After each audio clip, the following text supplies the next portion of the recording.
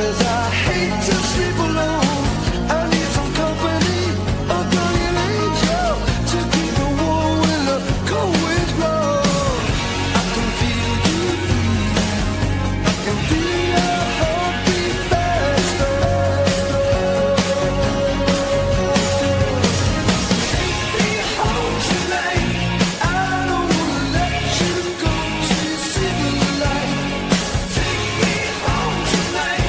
Listen, honey, just like Ronnie sang. Be my little baby. Be my little baby.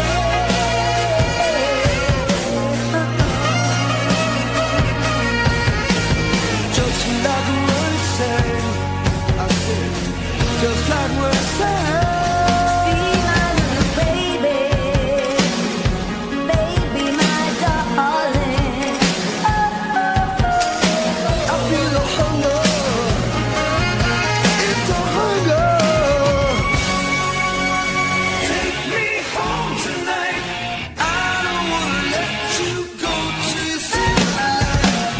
Take me home tonight. Listen, honey, just like Ronnie said. Be my little baby. Take me home tonight. I don't wanna let you go till you see the light. Take me home tonight. Listen, honey, just like Ronnie said. Be my little baby. Get the job done. Payoff is on the way. Swing and a miss. Ball game over. Liberty breaks through. It does the unthinkable.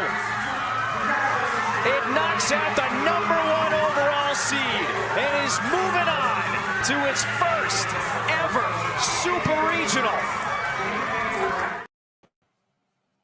All right, folks, welcome to the Sports Talk with Chris Heidel here on a Monday, May 19th. And if you missed it, late night on the East Coast here, but in Texas, Liberty did something that I think Jimbo could probably get out of town quickly. Yeah. So they knocked down the #1 seed, overall seed in the college softball championship, beating them twice yesterday. Well, the first game was a really barn burner, 14-11. And then they came back and played the game 7, the best of winner of the take-all. So we're going to talk a little Liberty softball right now before we go talk about the Preakness program update. Wally Backman will not be joining us tonight, former Met, because he has something personal going on. So we'll try to get him on another time down the road. So let's bring in the voice of the Liberty Flames softball team, Jamie Hall. We'll bring him in. Hi, Jamie. How you doing, bud? I'm good. How you guys doing? Great. And It's called. Are they still partying in Lynchburg, Jamie? Well, we're still trying to, I think, get our sleep back on. No, I believe it, brother. I do believe it, brother. It has been a long travel day, and that tends to be the case when you're playing halfway across the country. So yeah, Right. I apologize if I'm a little unkempt and if I maybe go on a tangent or something because my brain's not completely operating yet. Anyway, let's bring in your coach of the softball team of the Liberty Flames. He's probably half asleep like everybody else is after a long trip back from College Station. So, Coach, congratulations. I was watching it from here yesterday, and I was at work on Saturday. I was like, oh, my God, they beat Texas A&M. I was like, wow, they did it. And I'm like, all right, we got to do it again. We got to do it again. And then last night was like the thriller, 14-11, looked like a Coors Field baseball game. And then all of a sudden you came back, basically 30 minutes later to play Game 7. So how focused was your team in the last game? Because a lot of these teams, when they get back to the winner take all, they're kind of like drained. Like you saw Auburn losing to Florida State yesterday after beating Florida State in the earlier in the day. So what did you guys do to keep yourself focused, saying we have one more job to do? Well, the biggest thing is after we lost the first game, which there were a number of ways we could have won it, from a questionable call at home to taking a walk, for example. We had our opportunities, and that's all you can ask. So there was a big disappointment. And so from the disappointment, as coaches, we need to try and twist it around. And one of the big things I said is, ladies, we just scored 11 runs on the #1 national seed in the nation, and we had 6 errors, and we still could have beat them. So guess what? You know what that means? We could beat them and anybody else. And we beat them yesterday, so let's take them down this game. And I think it took a couple innings because he had a new pitcher in who looked really good. And once when Rupee hit the home run and we had a 1-3 score, started putting it together, and they changed pitchers, and Jesser hits the 2-run home run, and the next thing you know, Rupee comes up again, hits a 3-run home run, and is enough to win 6-5. Yeah. So Jamie, talk about your side of it. You were broadcasting this whole thing yesterday down in College Station. You must have. Did you have any voice afterwards, or were you, or were you still fired up?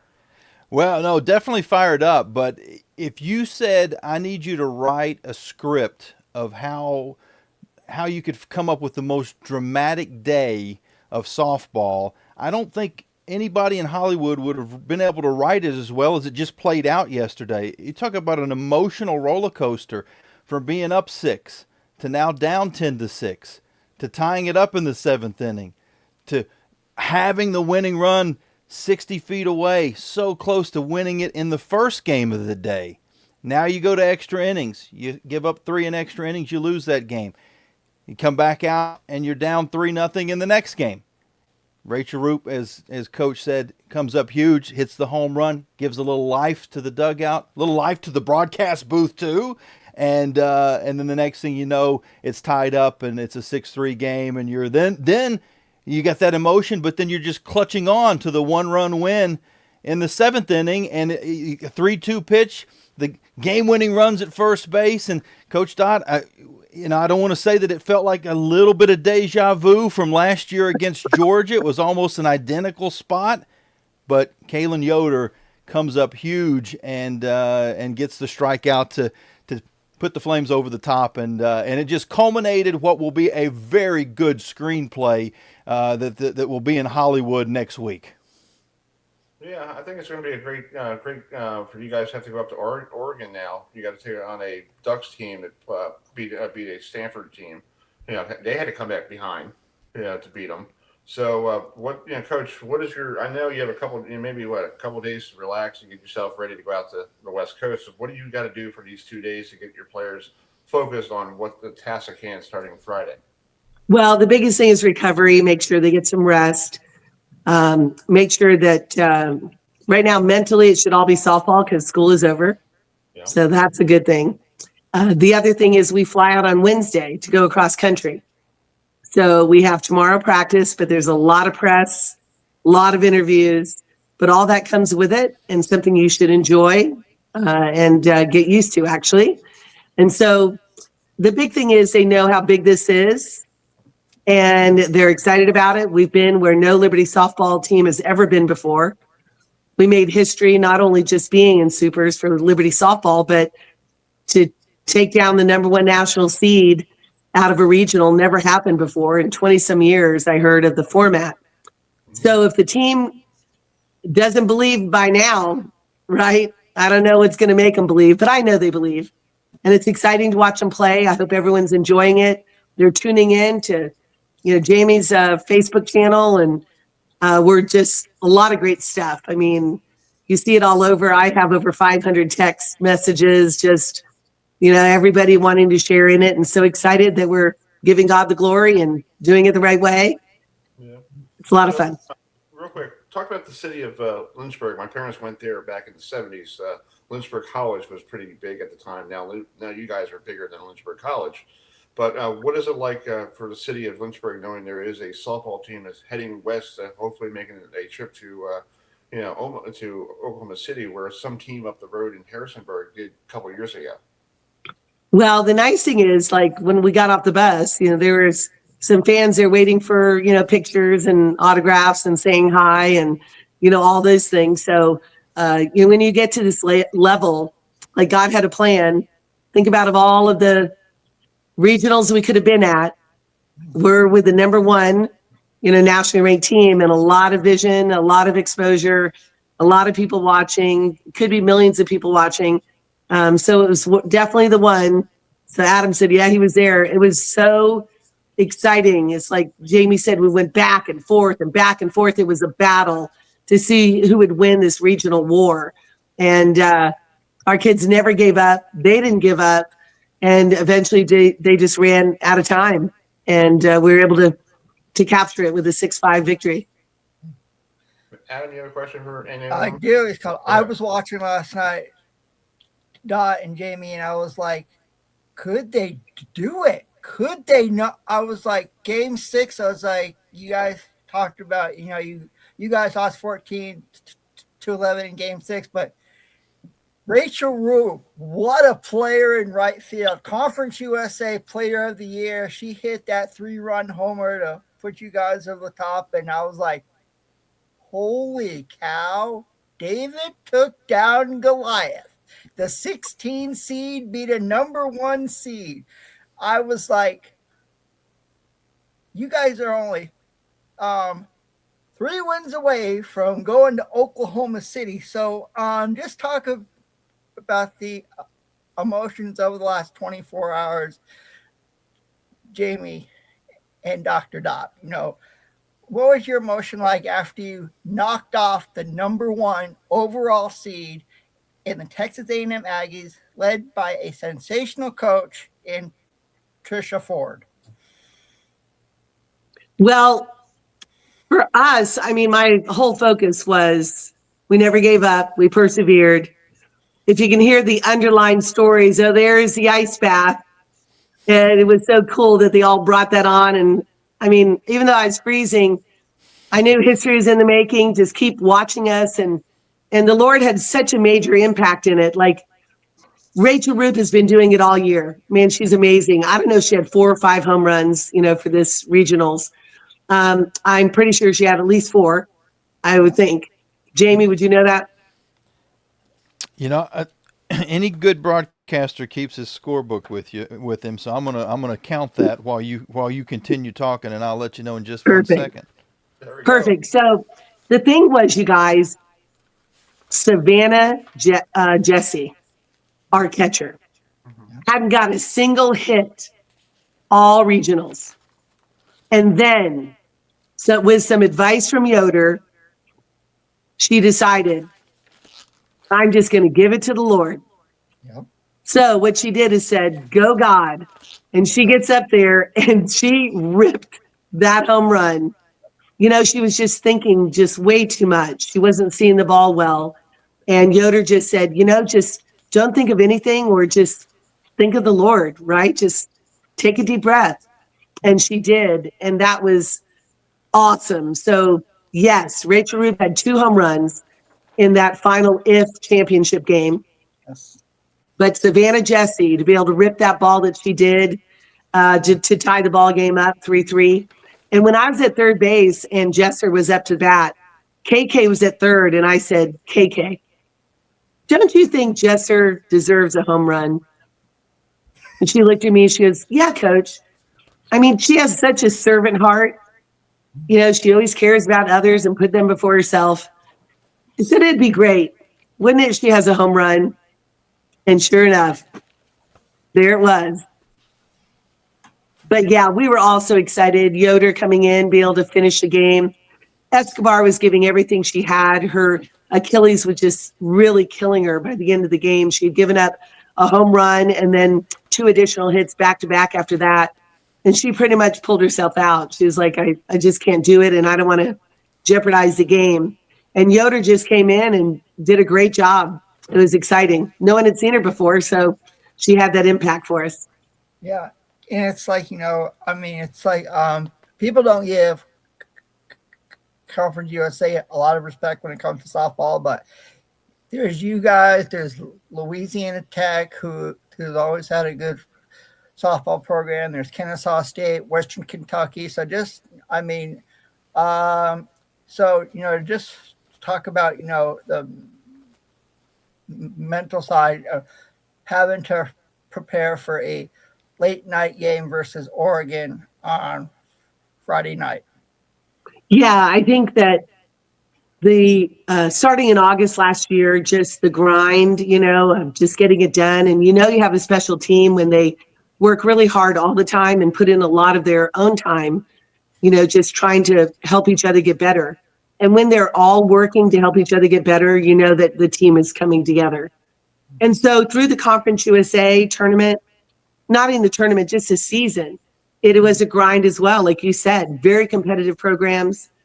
A few of them ranked in the 60s, 70s, getting stronger and stronger. La Tech, great, competition this year. Played Florida State, others.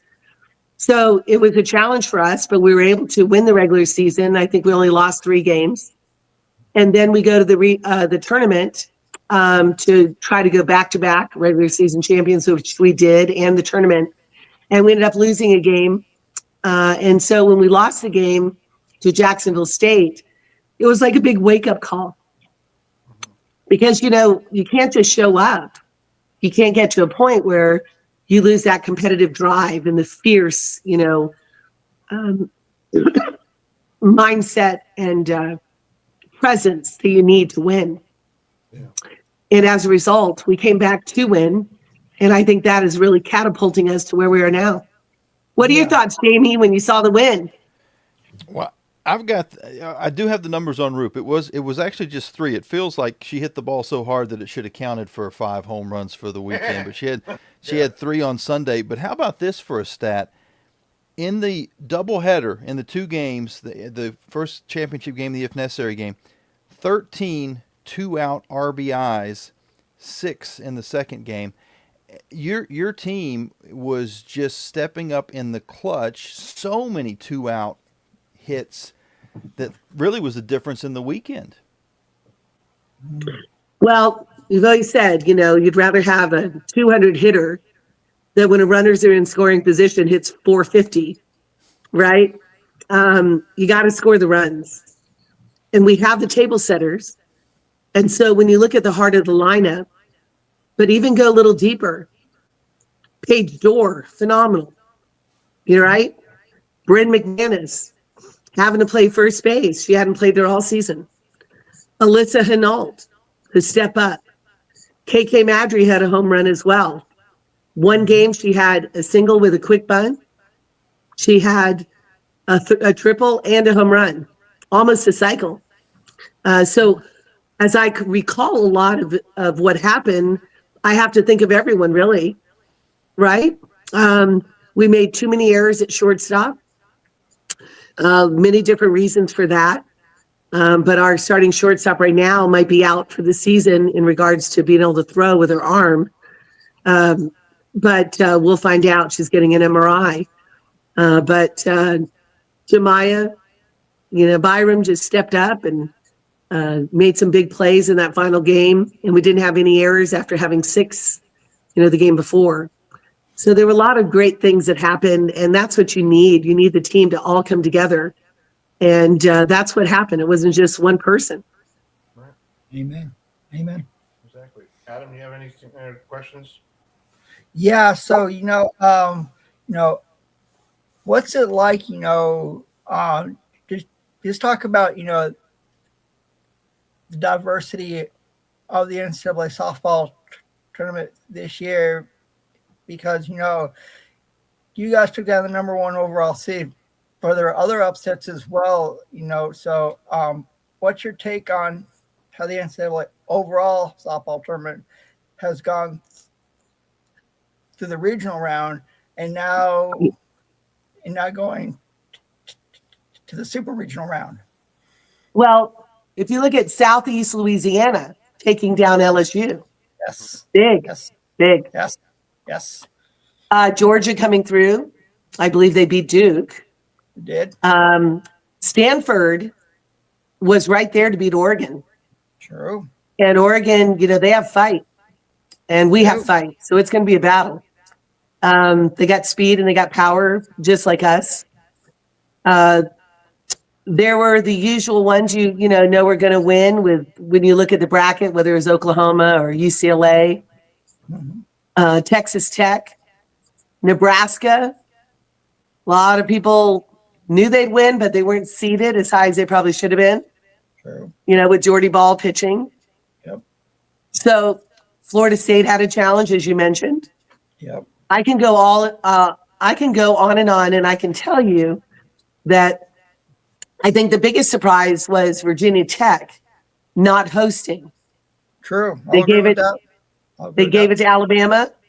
Did. Alabama was never in the polls higher than Virginia Tech, True. but yet they went down there. So we know there's other factors they take in consideration, such as SEC, because of ESPN, all of those things.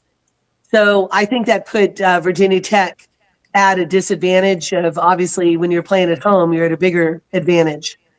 But, for TV, maybe they wanted Alabama, with a bigger crowd, maybe. I don't know. But I was surprised Virginia Tech didn't take out Alabama. So Alabama must be playing, a lot better and on a rise right now. So the parity, I can tell you that I don't believe there's a single team that cannot be beaten. True. And as we look here with Rachel Roop, that right there, when she ripped that ball to give us a 3-run lead, she knew that was enough to win. And thank goodness it was, right? But it's pretty exciting to see what these young ladies are capable of doing, and they get in the big situations and they do it. I think this was like the greatest game for you guys, and Jamie, this is probably one of your best broadcasts you ever did. So you're probably always going to remember this, where you were on this day, like yesterday down College Station, doing these games. I remember the time I did a arena football championship game where I was, because somebody called me up 2 weeks later, you jumped in midair. I'm like, did I? I was like, yeah. I'm like, okay. I guess I jumped in midair. It's pretty funny. But Jamie, you and doing this the whole season with Coach Richardson and traveling the country, you must be like, please don't pinch me now. Maybe I'll pinch myself like maybe 3 weeks from now and say, did I really go to Oregon? Really? Yeah. Yeah. No, it's true, and I've been really blessed over the years to get to call some pretty significant games as far as Liberty is concerned, and none bigger than that. I mean, that's as big as anything I've ever been a part of. The women's basketball team went to the Sweet 16. I'd put this a little bit. Kerry Green's going to shoot me when I say this, but I might put this a little bit higher, because you're dealing with the number one team in the country, the number one overall seed, and something that's never happened before with that number one overall seed going down in the regionals on their home field. So yeah, I've been really blessed. So you have kind of a general idea of what you're going to say, but the problem was, Coach, your team wouldn't let me get settled in at all, because every time I thought, well, okay, I've got to figure out what I'm going to say when they win, then it went the other way, and then it was kind of like, oh, well, what am I going to say if we lose? But then just as soon as I thought that for 2 seconds, it was a tie game again, and then we were winning, and it was back the other way. So, it was definitely an emotional day for sure, and I'm surprised I do have a voice right now, because we were getting pretty excited, and Joe Carmody does color commentary for me. He's really the sports information guy. That's his claim to fame, but he steps in and helps me out on these postseason games. And Joe was more emotional than I've ever seen him, and I've known him for 15 years now. He was jumping up and down, came over for a high five. I look up, Joe's asking for a high five, and I think I gave him a high five right into the wall. I mean, I just knocked the poor guy over because we were both so excited. And so, yeah, it was an emotional but a fun day. When it ends the way that you want it, you certainly can't ask for anything better than that. Exactly. Well, you should have seen the Aggie fans when we started the first game of the day, 6-0. I mean, it's a home run here, home run there, hit there. We're unstoppable. And the next thing you know, they score 1 run. And then all of a sudden they score another and another. Then they take the lead. And it looks like the game's over. And then we come back and bases loaded, full count, 60 feet away to winning that one. There are a lot of people that have texted me, and I want to say close to 500 texts already, and just basically saying that they were just on pins and needles and getting up and walking around, and like their palms are getting sweaty. Like, it was so exciting, and that's why people watch sports. And this is postseason. This is so much fun. There are 16 NCAA Division I softball teams still live postseason, and we're one of them. We win this and be able to take down Oregon. We need 2 wins. We're at the World Series to break history again, for us. And we're so close, but we're going to just take one pitch at a time and do it together and have fun doing it. Trust the Lord. And he's got a plan. Amen. God's good. God's good all 24/7, 365. That's cool. You're right. Awesome. We're just going to let him work through us. Yeah, Guys, I wanted to let you guys go because you had a long day. Go take a nap. Go relax. Yeah, thanks for doing all this tonight for us, and we'll hope to talk to you probably next week. Let's keep the good times rolling here. Yeah, Sounds great, Chris. Hey, I'm Hey. game. Yeah. Why not? And thanks for coming on and your availability today. I appreciate it. Thank you. And thanks, Adam. And thank you, Jamie, for all you do. Thanks, guys. guys. Thank Hey. you. God bless you. Thanks, Jamie. Go Flames. That's right. Go Flames. Go, God. Go Flames. Go Flames and go God. All right. Amen to that, Coach. Hey, guys. Bye-bye. All right, that's Coach Dot Richardson and Jamie Hall, the broadcaster for Liberty Frames. They will be opening up the Super Regional Friday night at 10 out there in Oregon. So let's bring in our next guest. We're running a little behind our schedule here. We'll play it real quick. This happened on Saturday. I know a lot of people were watching, seeing that Brandon Hahn got fired. We'll talk about that another story down the road. But this was a classic ending to a classic venue that's going to be changing this time next year. Journalism is getting closer now. He's behind a wall of horses. He's looking for a place to go, and he's got nowhere to go. Oh, he bumped hard with goal-oriented. In the meanwhile, Gosker's running the race of his life, and Sandman has entered the scene, and he has moved up on the far outside. Journalism is still running on. He's back into second. He might even win it. Here's the wire. Oh, my goodness. Journalism has won the Preakness Stakes in a performance like you read about. All right. So journalism wins the Preakness. Now he goes off to the Belmont, so there's no Triple Crown this year. But we have a Triple Crown broadcaster who does a great job around here in Baltimore. He does the Navy football and baseball. And on last week, he was spending his time down in Pimlico for the Preakness. Was bringing our good friend Scott Wykoff from 1090 WBAL and 101.5 WBAL. So you're on the FM and AM dial. So Scott, thanks for coming on tonight. I know you're pretty relaxing after a long week at Preakness. So let's talk about the experience there. Last one before they demolish it and build a brand new one. Yeah, it was pretty crazy. 23 Preaknesses for me at Pimlico. And really, back when I first came to WBAL, I remember I got a note from the former general manager of Pimlico who was doing broadcasts for WBAL from the track, Chick Lang. And he had heard me on the air and wanted me to come out to the track.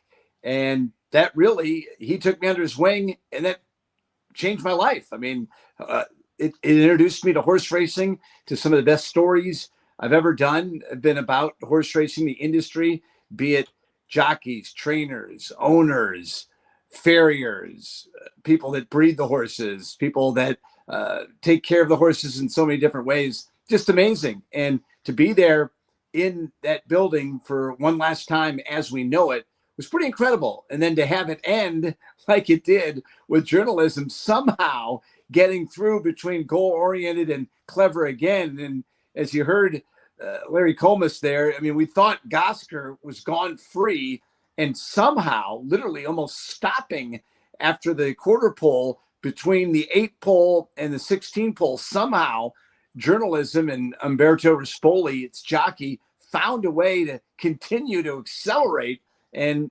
somehow catch Gosker at the wire. And now this morning got on a Brookledge transportation bus for the horses and made the trip to Saratoga, already off the van, and is now at Saratoga and ready to go. And this could be one of the great rematches of all time. Journalism, who was second to Sovereignty in the Derby, with a chance now with Sovereignty bypassing the Preakness to meet in the Belmont Stakes in 3 weeks. It could be one of the great almost match races that we've seen in our lifetime. Yeah, well, talk about why did the Kentucky Derby winner decide not to race in Pimlico? Because I feel like that ruined the entire Triple Crown thing. It's like, what's the sense of having a Triple Crown if you don't have the guy who wins the first race, coming to Baltimore to try to win the second race? And journalism was supposed to be that one of those lead horses. And it's like, all right, so journalism wins the Preakness. Now, what is it? Best of one up in up in Saratoga for the Belmont? Like that doesn't make any.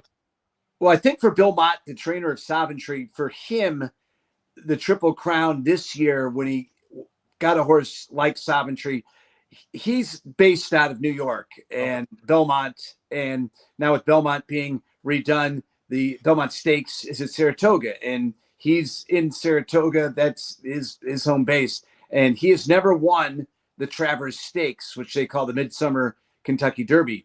And I think really once he won the Derby, the decision was made to point towards the Travers. Mm-hmm. So that meant not running in the Preakness. It meant running at Saratoga in the Belmont, and then probably running in the Jim Dandy, which is kind of the tune-up for the Belmont later on in the summer, for the Travers later on in the summer at Saratoga. So I think that was simply the decision. Godolphin, the owner of the horse, they've won now all the classics. They've won the Derby, was the one that they had won. And now that with Savantry winning the Derby, they were really concerned about the actual go-through Triple Crown. They had won the Preakness before Godolphin had, and they've won the Belmont before. So I think they really left it to Bill Mott, and he wants to really win that Travers. And I think the path to that meant bypassing the Preakness and moving on to the Travers after the Belmont. And I also think that the Preakness was made when the decision was made by journalism to come to Baltimore, because journalism came into the Derby as the favorite, finished a close second to Savantry, and that really made the Preakness. And it also, I think, moved Sandman along in the decision to come to the Preakness, because they were both kind of at the 11th hour. Journalism and Sandman decided to come. And when they decided to come, it was almost people forgot that Savantry, the Derby winner, wasn't coming. And journalism almost de facto became really like the Derby winner, and man, really made it pay off on an incredible ride by Umberto Rispoli, and somehow snuck through Flavian Pratt, who was throwing those elbows from Bob Baffert's horse, goal oriented, and then somehow chased down Gosker, who was being ridden by Luis Saez. And who knew if Louis knew that this horse was coming behind him and eventually would catch him right there at the wire. Exactly. And you have a question for Scott? Sure. I watched the Preakness Stakes, Scott, and I had picked journalism. I believe I did pick journalism to win the Kentucky Derby as well. And it's you mentioned the Belmont. I think it's going to come down to Savantry and journalism. Again, and so since you've done the Preakness Stakes for a long time now, what's your favorite memory from attending the Preakness Stakes at legendary Pimlico Racecourse?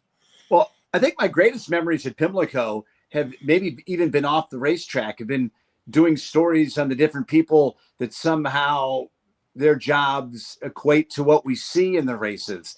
I won a National Edward R. Murrow Award with a feature, a 4-minute feature, really natural sound intensive, of the track maintenance crew, the men and women who make sure the track is at tip-top shape for the horses to run around it, and all that they do. A really incredible story. I did a really neat story one year on the guys and women who load the horses into the gate. Each of those horses that breaks from the gate is actually loaded into the gate, and either a man or a woman is actually standing there in the gate with this 1,500-pound animal that's getting ready to break through and go from 0 to 60 like that. That was some of the fun stories. But the most memorable Preakness for me on the track, amazingly enough, was 20 years ago. And amazingly enough, it was much like journalism's win. The horse was a Fleet Alex. And a Fleet Alex, just like journalism, was one of the favorites going into the Derby, didn't win the Derby, ran a great Derby, came up short, and came to Pimlico and came around the quarter pole with jockey Jeremy Rose and Scat Daddy, another horse, kind of came over and literally knocked a Fleet Alex to his knees. After he'd gotten into the stretch after the quarter pole, a Fleet Alex somehow went down to his knees, got back up again, accelerated, and pulled away from the field to win the Preakness exactly 20 years ago. Jeremy Rose, a local rider a lot of folks knew in the Mid-Atlantic, was running out of Delaware Park at that time, and he was really criticized for the way he rode a Fleet Alex in the Derby, and he came back, and I was on the infield kind of looking up the stretch, and back then I think the crowd was about 130,000, and literally you heard all 130,000 of those folks at Pimlico sigh. I never heard anything like it before in my life. When the Fleet Alex went to his knees, somehow got up, won the Preakness, just like journalism, somehow got through that little bit of a hole, somehow being knocked and squeezed, almost like a NASCAR race, trading paint with goal-oriented, and Flavian Pratt and Umberto Scully were throwing the elbows, somehow got through there and was able to accelerate and somehow catch Gosker. I mean, I think everyone in the world, even Larry Colmus on the call, thought Gosker was a free and away going to be the upset winner. The horse named after Jim Gosker, who played for the Miracle Mets back in the 60s. Interesting story about him. When they had a reunion for the Miracle Mets, I think it was a couple of years ago, they read his name in memoriam. They thought he had died. He is very much alive. He watched the Preakness yesterday from Port Huron, 82 years old. And, you know, how disappointed he must have been that journalism caught Gosker at the wire, but how excited he must have been that Gosker, a 20-1 long shot, came in second in an American Classic like the Preakness. That's great. Yeah. That's crazy. Well, Scott, we're up against the clock here, but thank you so much for coming on. I appreciate you. We love being flexible with you no matter what. Because I know you're a busy guy and you have to get up early, just like me tomorrow. I'm in the same boat as you now, getting up early, and and like you say, the final Preakness as we know it at Pimlico, the wrecking ball's coming through in the next month or so. They'll tear it down. We'll be at Laurel next year for the Preakness, and then back in 2 years to a brand new, totally reimagined, new 365-day-a-year home to racing in Maryland. It will all be at Pimlico. Oh wow, that's great! Love it. But they need something down there because it's such a, I feel like when I go down there a couple of times, for the track, it feels like it's like not really cozy. But if they make something really nice, it might bring more people to come down there to live there, so it make it look really nice. Yeah, I think Governor Moore really pushed for it, and I think in his mind, it's going to be part of one of the major urban redevelopment projects that the East Coast has seen probably in the last 50 years. So that'll be a story for another day. Amen to that, Scott. We'll get you on when the start of Navy football, or if Navy baseball make it to the baseball championship next week. We'll see what's going on. But thank you so much for coming on tonight. Okay. All right, tally ho. All right, man. Thanks, Scott. All right, see you. Bye. That's our good friend Scott Wykoff, who's always available for this time of year. Yes. Hey, Chris. Yeah, great guy. Yeah, it's called. Our next guest graduated from the University of Wisconsin 40 years ago today. Oh, you did? Wow. Yeah, it's called. He put it on his Facebook page. Oh wow. So 40 years ago, he graduated from, he's a badger. University of Wisconsin in Madison. Yeah, so that's cool. So bring him in. That makes me feel old. But he's a cool guy. He's a cool guy. All right. Well, bring him in. Go ahead. Well, fine. It's called. Our next guest. We had him on a couple weeks ago with Commissioner Tom Clark talking about the new TV deal for the PBA Tour. And one of the networks we talked about was the CW. Well, starting next year, the PBA Tour does move to the CW for 10 consecutive Sundays. So joining us now to talk about this new deal with the PBA Tour is the best blogger around from the 11thframe.com, Jeff Richgels. So Jeff, thanks so much for joining us tonight. And what's your take on the PBA Tour going to the CW next year. Well, I'm going to call it up on my other computer here in case my stories, in case I have to reference and check any text. Okay, Jeff. Okay. I think somebody came on our program a couple weeks, a month ago. We had Tom Clark on the Tournament of Champions, and I think I probably suggested the CW maybe. Mm-hmm. Yeah, well, that was one of the logical places for it to go. I think the one thing people should keep in mind is that this almost certainly, or at least hopefully, I would hate to think this would be the only piece of PBA on TV next year. I feel fairly confident in saying there's going to be more to this, and I think if I recall in that release, they did say that more to come. So we've got Appointment TV from that news release. They say it's going to be 10 straight Sundays, same time, same bat channel, or whatever you want to say. So it'll be a little bit of a test to see if it really matters to be on the exact same time. We've seen in ratings that being live versus being taped doesn't really matter, and times have been all over the map, and ratings don't really consistently jibe with any particular time. Right. It's more about what you follow or what you precede, or what else is ongoing or not ongoing, I guess it would be. That big rating that one of the playoff shows got on FS1. Well, it was because it was on right after the NASCAR race. So there was that's true. A huge NASCAR fan base there, and a lot of them stuck around, started watching bowling. Yeah, there you go. So but it'll be nice. I mean, no one can complain for 10 weeks next year. No one complained, well, I didn't know when it was on, and blah blah. We get that all the time on social media because people are too lazy to look at PBA.com and see on the front page in big letters TV schedule. It's right there. But so we'll see. It's going to be 10 straight Sundays. I would predict that, and I do not know this. I just think logically they would probably start at the end of the NFL season, either the week after the conference title games, and then the Super Bowl Sunday. It would obviously be earlier on Sunday before the actual Super Bowl, because that's not until the evening these days. Or maybe they would even start after the Super Bowl, and then those 10 weeks would then run February, March, April.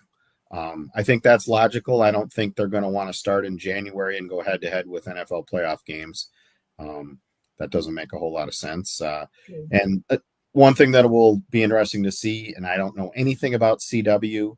I don't have a lot of experience watching shows on it. But I would hope that, like Fox did, replay after replay in the middle of the night or something like that. I don't know what CW does in their overnight programming, but hopefully there will be time there for them to occasionally re-show their sports stuff, and we'll see, because that's where PBA gets a lot of extra views. The YouTube channel actually has become a huge thing, and hopefully CW will either put it on their YouTube channel as Fox Sports does, or allow the PBA to put it on their YouTube channel. So you can go watch it anytime you want, just by click on your computer, and there it is. So, and I try to add those links into my stories too. Yeah. So Jeff, here's my question about it being on the CW. I know about the CW because they started covering the ACC football last year, and Tom was the lead broadcaster for the CW for the football games, and the old Reds announcer. So I don't know. So speaking of announcers, Rob Stone is under contract with Fox. You have Dave Ryan, who basically floats between CBS Sports Network and Fox and everything and all that. Do you think the CW is going to call Dave Ryan and say, hey, would you like to come over here? Because you need some normalcy to run a broadcast. There's nothing wrong with the other guy, John, who does all the basketball games for Fox. He does a good job too. But you want somebody who's consistent, who knows the PBA real well, and I think Dave Ryan is that guy, because he does a great job knowing. Or Dave Lamont. Yeah, Dave Lamont. True to that, Jeff. Yes.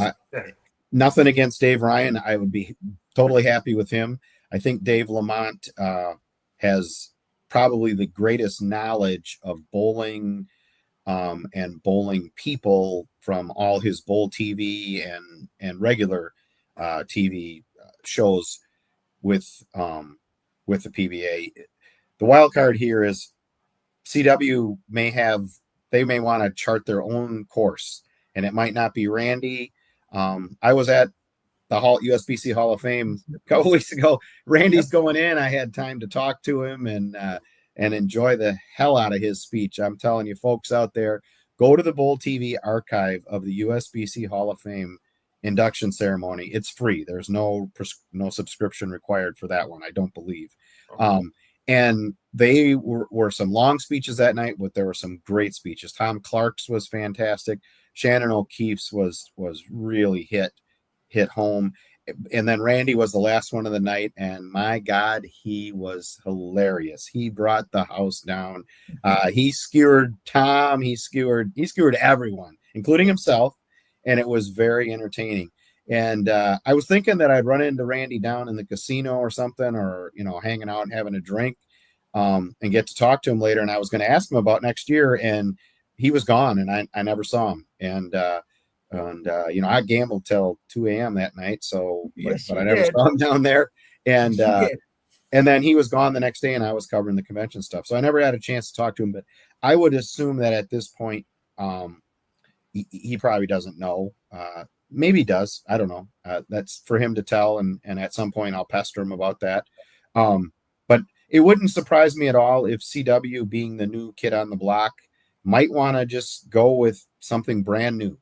Who knows who it might be as an announcer? Packy Hanrahan or Chris Barnes, or of course Chris has been on, but somebody, maybe they would just chart a whole new course, or maybe they will reach out and they'll go Dave Ryan or Dave Lamont with Randy and just try for that continuity.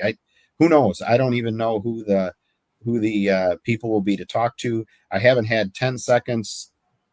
My life's been so crazy with all we have going on.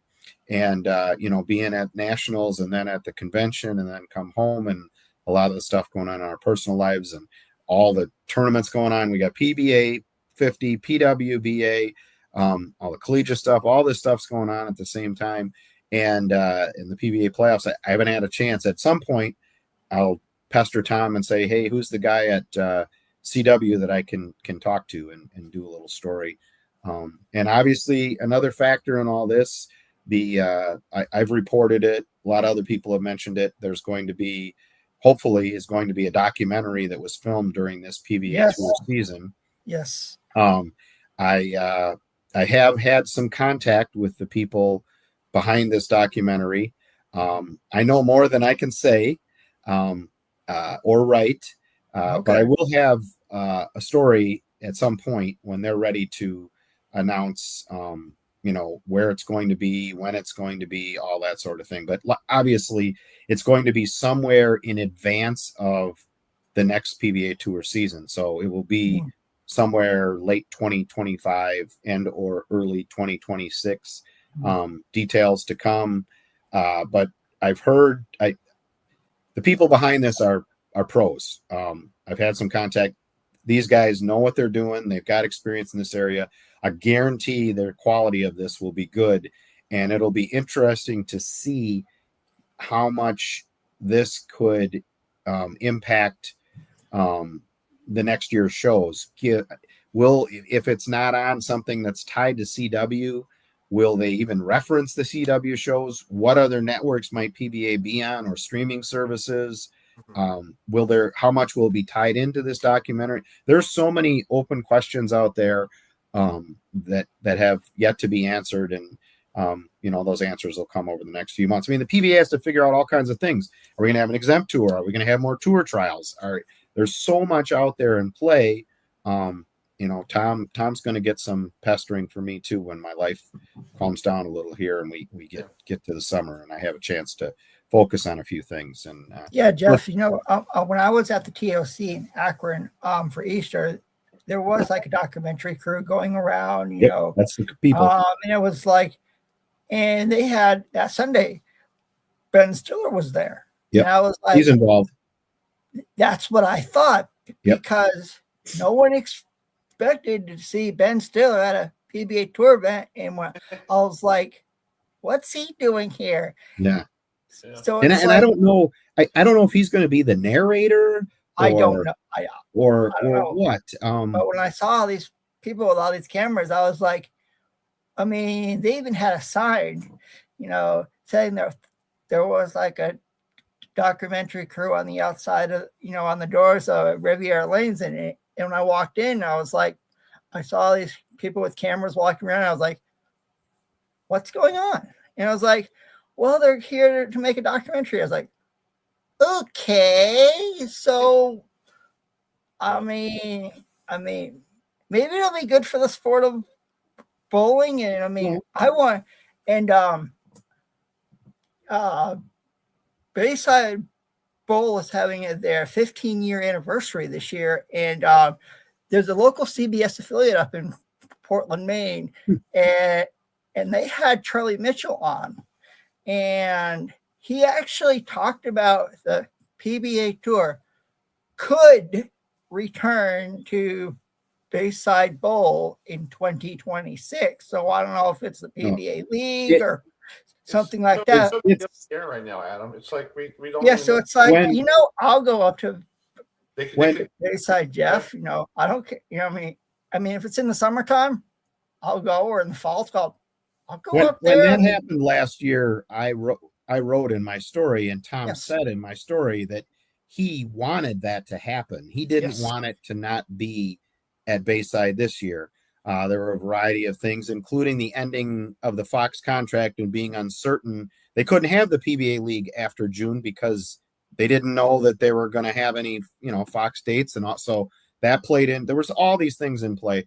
And Charlie actually was out at the Hall of Fame ceremonies, with Tom going in. And I don't think that there's obviously some frustration from Charlie and Bayside, but I don't think there's any bitterness that's going to ongo. I don't think he blames Tom. Things happen in life and in business, and sometimes they just are. And but Tom, he said then that he intended for PBA to make it back to Bayside in some form or another, and whatever it might be, even if it's the battle of the brands there, that would still be a whole lot of fun. I'd go in 2 seconds, So hopefully, we're going to get back there, if not in the future. But if I was one of these other networks or something, and I have seen Bayside, I would say, or streaming service, I would say, hey, I want to cover that there. Of course. I want that, and put something there. I want that. There's got to be some service out there that would want that, even if it's a standalone. Maybe CBS Sports Network would do that instead of the PBA Tour Finals or something. Who knows? It's hard to say, but I would be. Let me put it to you this way: I would be stunned if at some point in the next year or 2, 3, the PBA isn't back at Bayside in some form. I'm not saying the PBA League as it was will be back, but in some form or another, there's going to be PBA competition at Bayside again. It's too great a place. It's gonna get there again, and I'm going back eventually when I'm retired, which isn't that far off.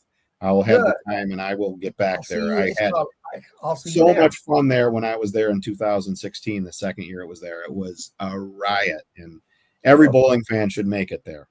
Yeah, I shouldn't like me when I go every year. Oh, excluding this. Have you been there, Chris? No, I every year I wanted to do it, and then also I didn't have the funds to go up there, or something happened here, something with Nicole or something, or something weird. Yeah, but see, he's the mayor of Portland, so basically I just let him go up there and do what he needs to do. Yeah. It's fun. I was, the thing that made me angry when I was there is I had to do all this writing, and I didn't get to hang out and have as much fun as I wanted to. I was like, get done, and I'm back at the hotel and writing. I ended up writing after the last night was a Sunday night. We had a 5:30 a.m. flight out to get back to Madison. And Susie and I ended up staying up until 2 a.m. writing, and got like a hour nap. Took a shower, and we were off to the airport. I was asleep on the plane that day. Oh my gosh, Jeff. That's crazy. Well, Jeff, we got to run, but thank you so much for coming on tonight, and I want my condolences to your situation going on, you know, and you know, our hearts for you. I saw what happened, and you know, it's one of those things. But we pray for you every day, and hope Yeah. okay. Thanks much. If you got more predictions on which other networks are going to be, Uh, let us We'll know. call you up. well, I will. I mean, I'll send you a message, Jeff. You know. All right, Jeff. We'll see you soon. Happy Memorial Day. Okay. See you later. Thanks, Thanks Jeff. for having me. All right. See you. Bye. That's our good friend Jeff Richgels, who does a really good job with the PBA. He's Yes. full in the PBA. So before we start our next guest, you know, we're talking, you know, Red Sox Mets tonight because those two teams are clashing tonight at Fenway. And I'd like to show a little clip from flashback to 1986.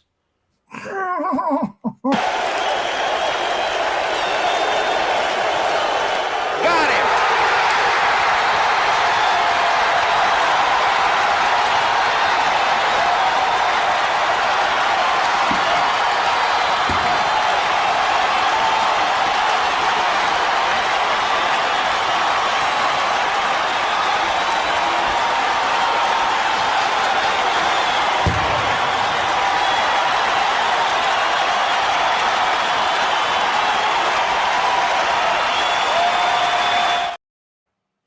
All right, we'll just let that go. So, Thanks, Chris.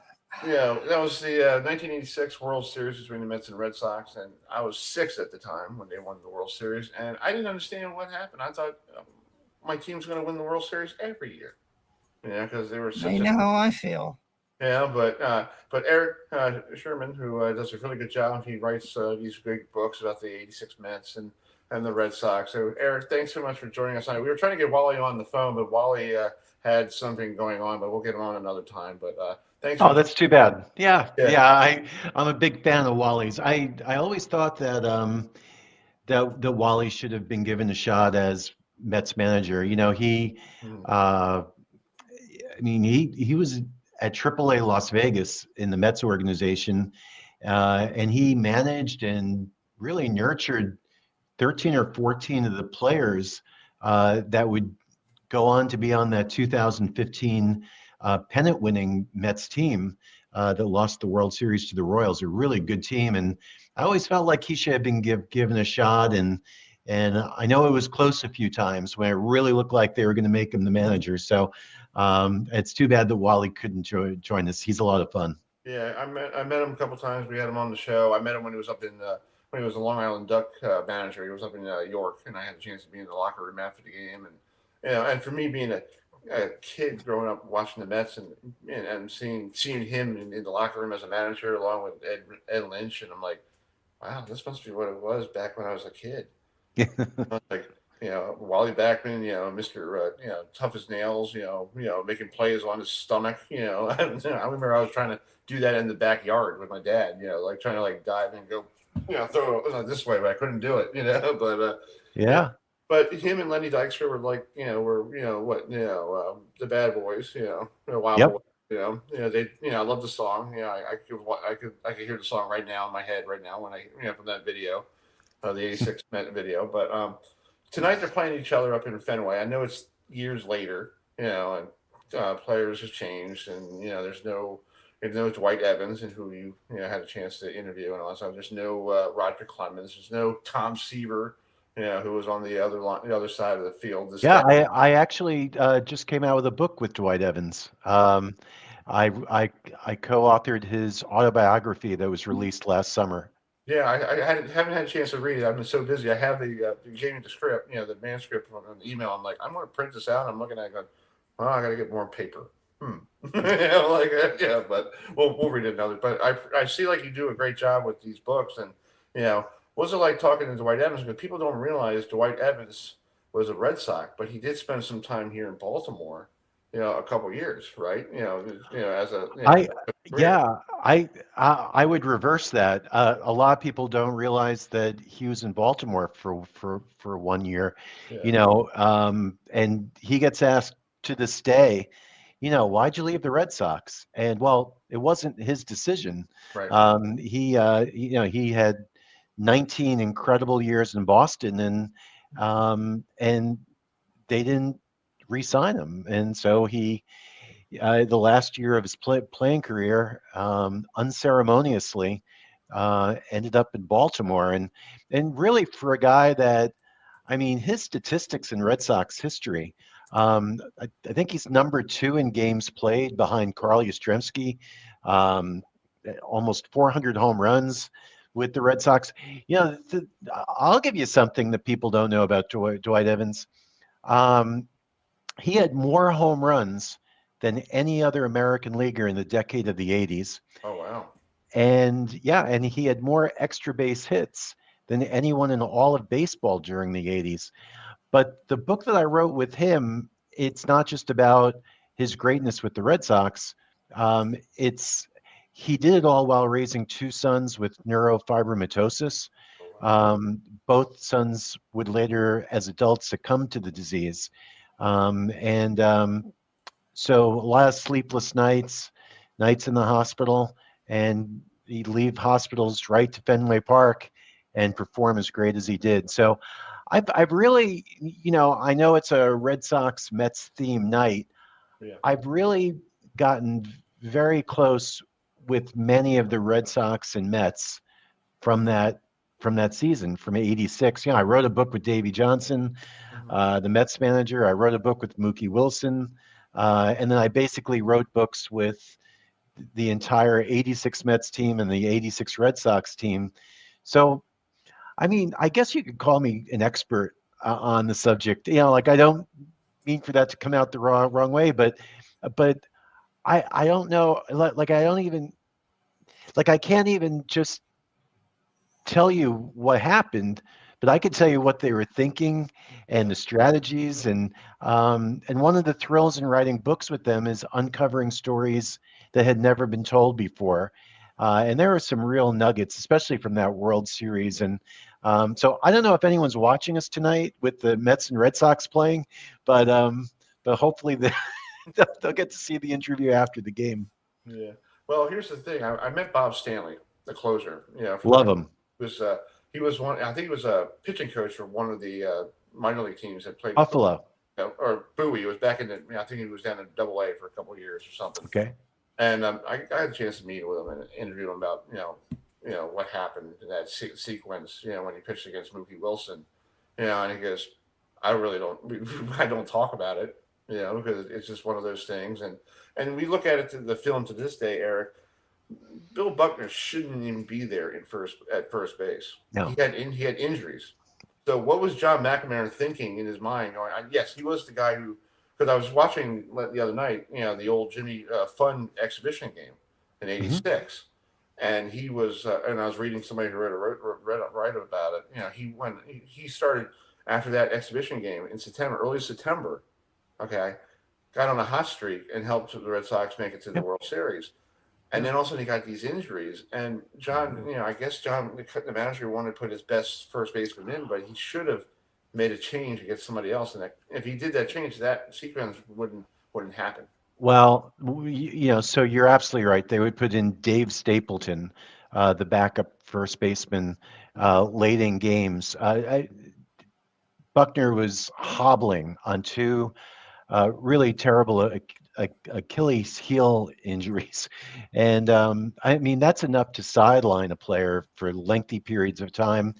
He had, special spikes made up. I mean, he could barely run, much less walk. And so well, first of all, Buckner felt even hobbled. He was the better defensive first baseman than Stapleton. So he was not going to ask out of the game. And it was discussed. McNamara's feeling was, well, we have a 2-run lead and he's a warrior and he deserves to be out there celebrating the first Red Sox World Championship in 68 years. But Buckner, who I really became close with, I did the Mookie book, and as you may know, Mookie and Bill Buckner were like business partners for years. They did autograph shows together, and Buckner felt like he should have been out there. Now, hindsight's 2020. I agree with you. I think it should have been Stapleton. it's and then there were other things. So one of the things I uncovered was the Mets had tied the game on the wild pitch. Right. So Ray Knight is jumping up and down off second base. He advances to second on the wild pitch. And so Marty Barrett, who's one of the most astute players of his time, notices this. So he calls for a pitch out, and he signals into Gedman, signals back to Stanley, but Stanley was so focused that he either didn't pick it up or he just decided, well, you know what? I'm going to concentrate on the matter at hand. So the result of the pickoff, or what was supposed to be a pickoff, was Marty Barrett had to shade closer to second base. And as a result, Bill Buckner had to move closer to where Barrett would normally position himself to cover that ground, just in case it wasn't picked up. And it wasn't. Then Mookie Wilson, who never pulls the ball up the right, he hits a 5 bouncer up along the first baseline. Now Buckner has to take at least 2 or 3 extra steps to get in position. And he sort of did get in position, but his spikes kind of slid a little bit. And then the ball just took a strange hop, like it hit a pebble or something. And that was it. And, the Mets won that game. And so, really, Buckner gets the blame. And of course he shouldn't. I mean, there were numerous things that happened before that on both sides. Managerial decisions. Removing Clemens was questionable. Clemens told me, he was ready to finish the game. And there were a lot of questionable things that happened before that. So Buckner, 2,715 career hits, a batting title, higher fielding percentage than Lou Gehrig.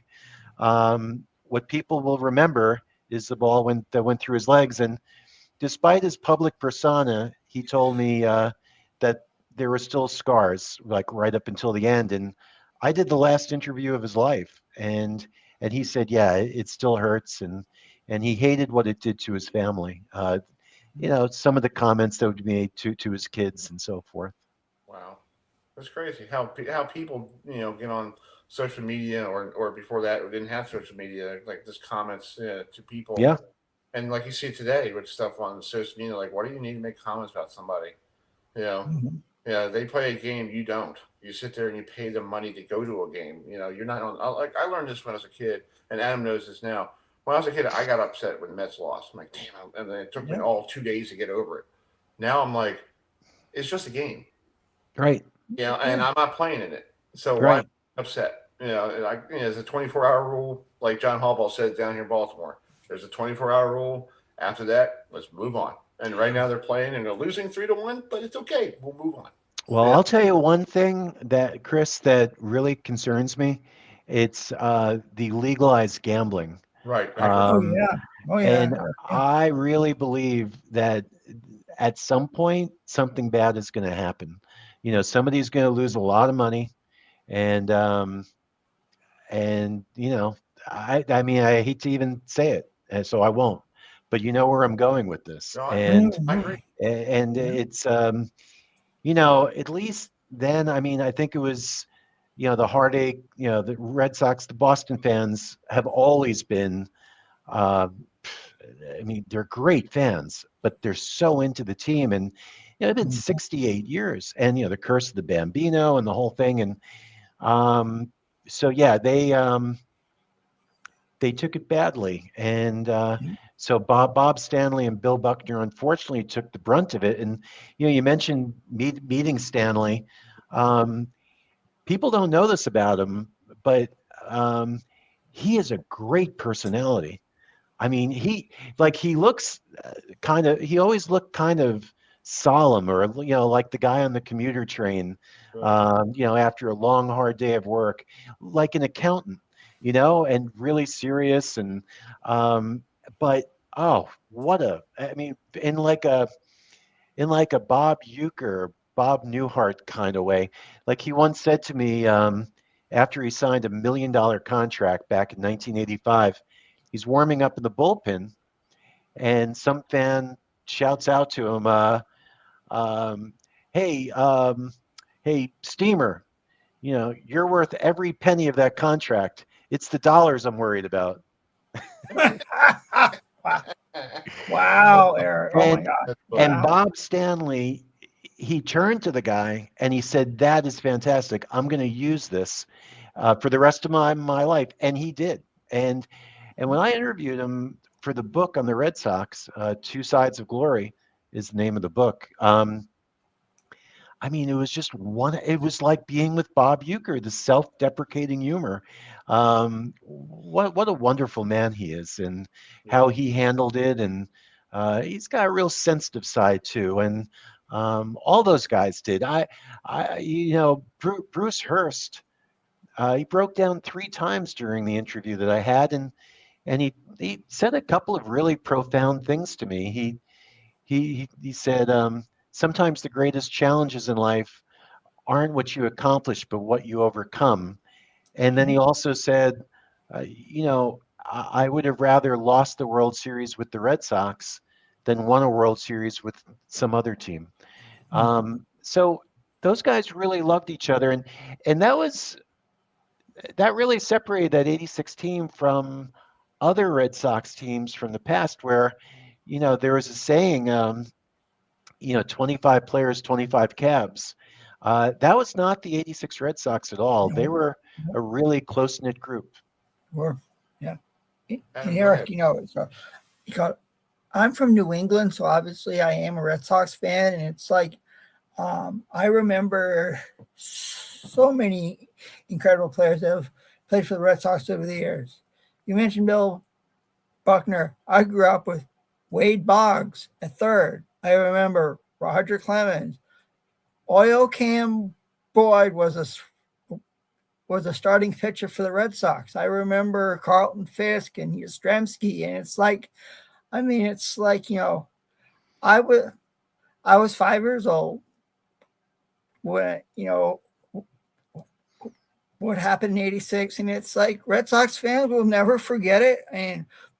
But we did win a World Series, you know, for the first time, you know, for the St. Louis Cardinals, you know, in 86 years, and it was like everyone in Boston was partying. I mean, I didn't go to sleep that night here in North Carolina since I am a Red Sox fan. It's like, you know, you written a book about the Red Sox, so it's like, have you had a chance to talk with Wade Boggs, you know, about his career when he was in Boston?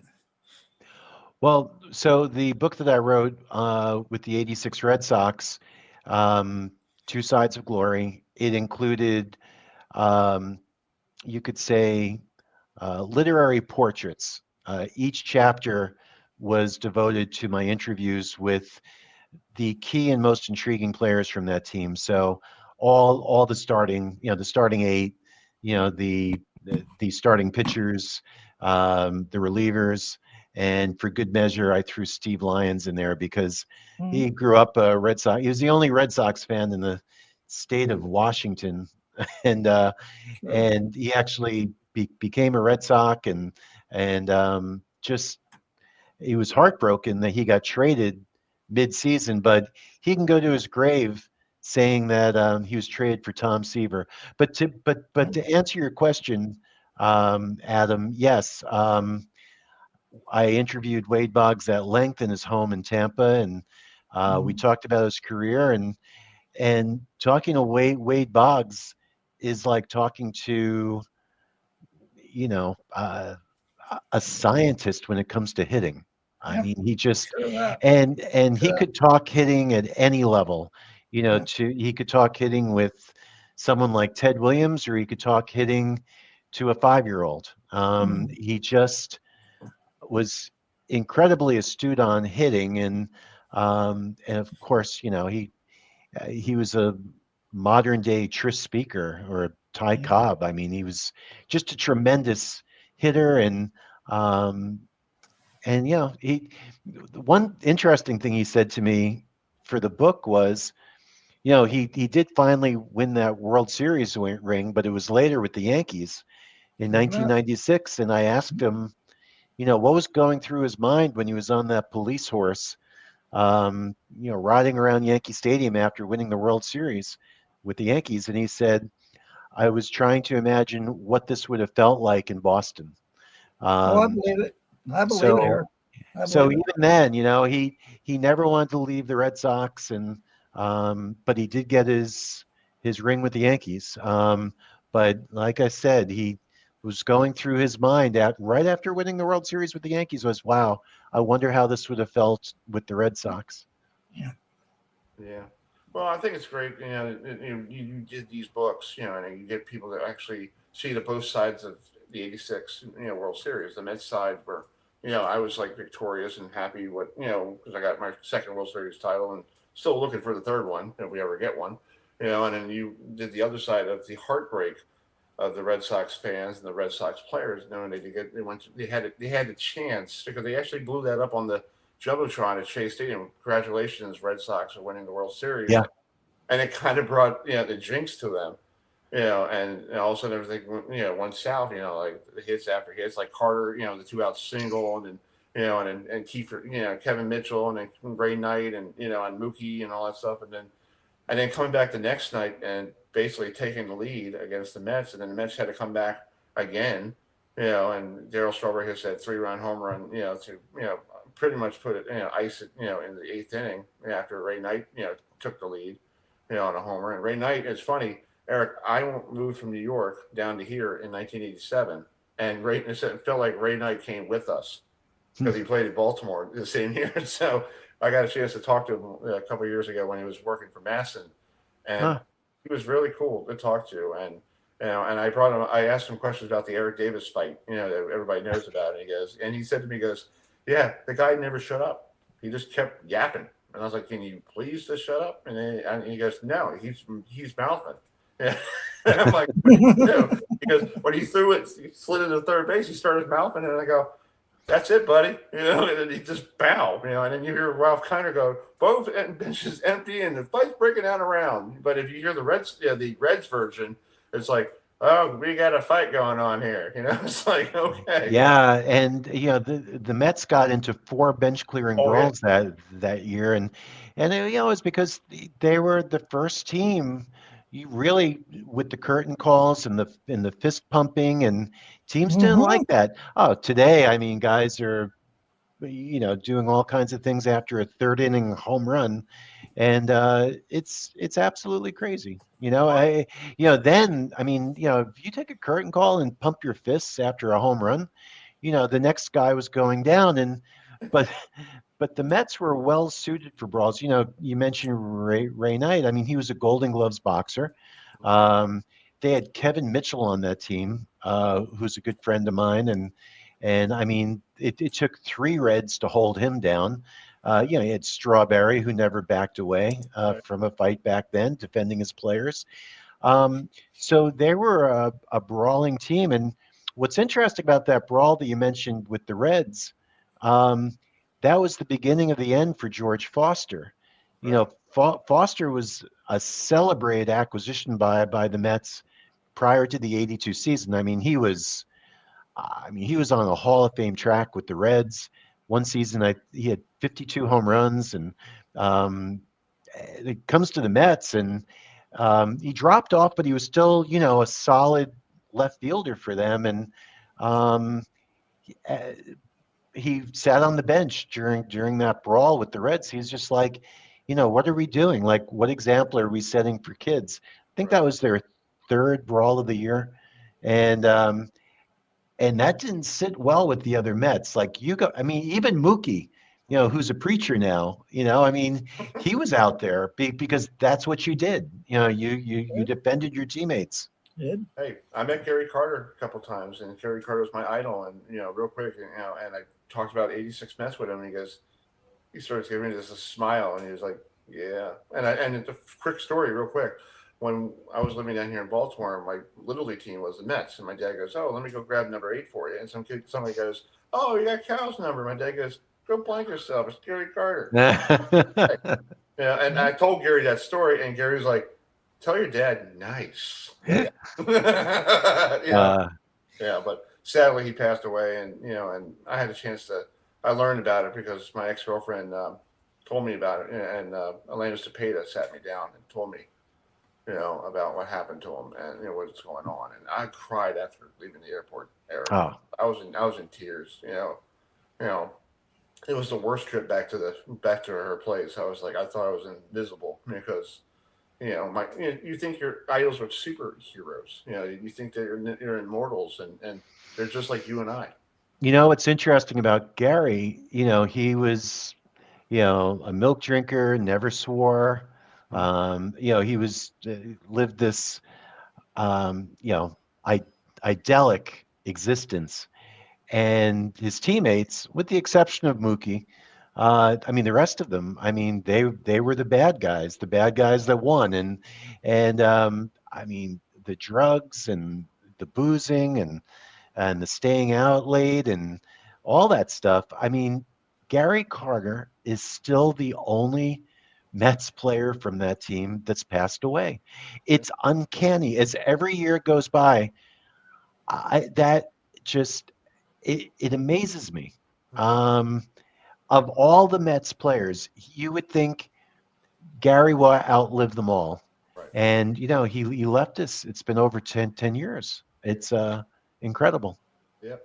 Well, Eric, we got to go, but thank you so much for coming on tonight. I appreciate you taking your time. I know you're a busy guy with all your book tours. Are you coming to Baltimore anytime soon with any of these cool books, or maybe down the road, or where's the closest for people to come, see you and get an autograph for your wonderful, books? Yeah.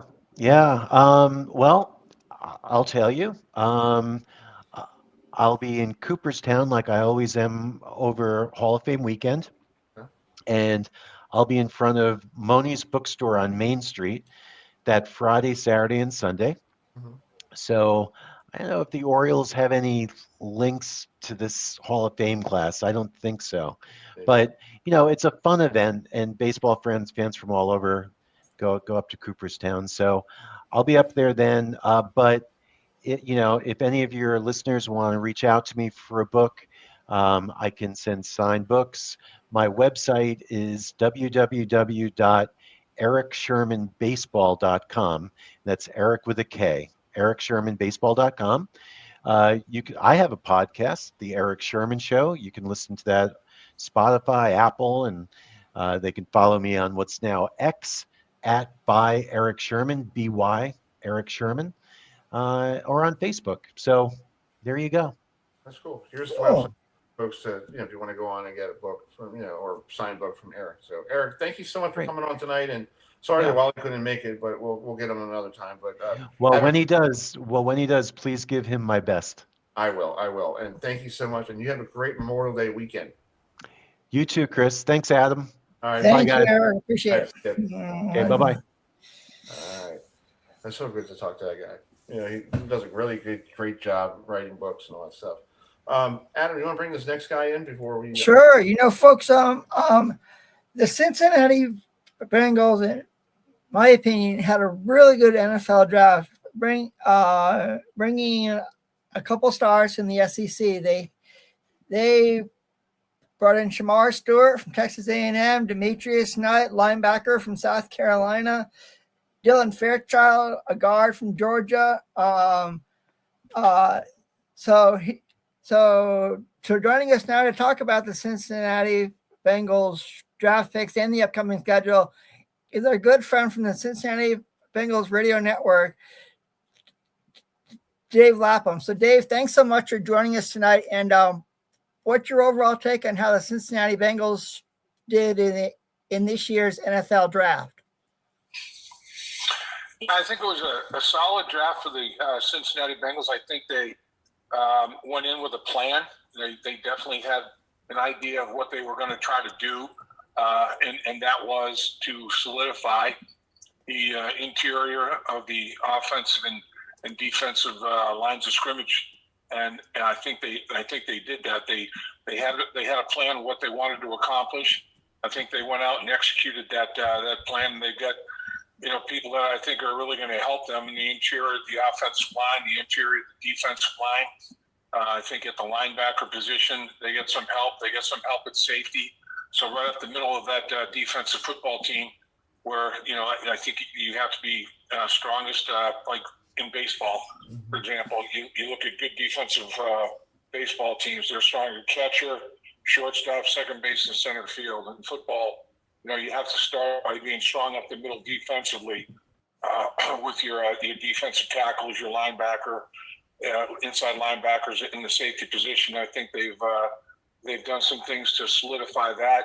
And in the offensive side of things, they did the same thing as well through college free agency and unrestricted free agency in the draft. They've addressed the interior of their offensive line. They felt pretty good about their tackle play last year, and I think they should. They got a couple of guys that are monsters out there, Orlando Brown and Amarius Mims. They're both 6'8" plus, and 350-pound range. Got length, got strength. They got leverage. They're good technicians. They're really good football players on the perimeter. So they feel like they want to make sure that they've got things in order in the interior of the offensive line to be able to protect first and foremost Joe Burrow. As Joe Burrow goes, so the offense goes. He's an elite player, if not the best, one of the best in the National Football League, and in my opinion, the best at the quarterback position. And got to give him an opportunity to operate, an opportunity to see the field, opportunity to keep people out of his, pressing the pocket into his face where he can't see in the middle of the football field.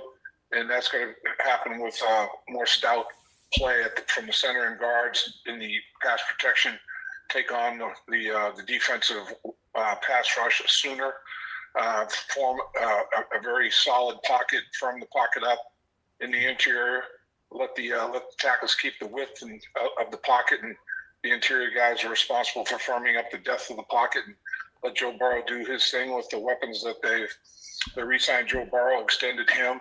They extended Jamar Chase. They re-signed T. Higgins as a franchise tag player. So they've got weapons, and they got people that can run the football. Now they got to make sure that they, execute up front in terms of getting good performances, not only in pass protection but running the football. And so I feel like that they had a plan, and they basically went out and executed that plan. And there's still a couple of ways to go in roster formation, developing a roster. And we're talking about a lot of it obviously with the draft, college free agency before the draft. And then there's a secondary market of players that are still out there in terms of unrestricted free agents and college free agents, but it's not as deep a market obviously. But you might be able to pick up a player or two to add to your 53-man roster. I don't think you're going to find, starting 22 type players, caliber players at this point in time. But you just never know if a guy gets into the right situation with the right coach. Sometimes guys can really surprise people, and we'll see. We'll see what they have in store for just finishing out that roster formation. That's true, Dave. Dave, let's bring in my other partner, Matt. Matt, welcome to the show, bud. Do you have a question for Dave? Matt, are you there?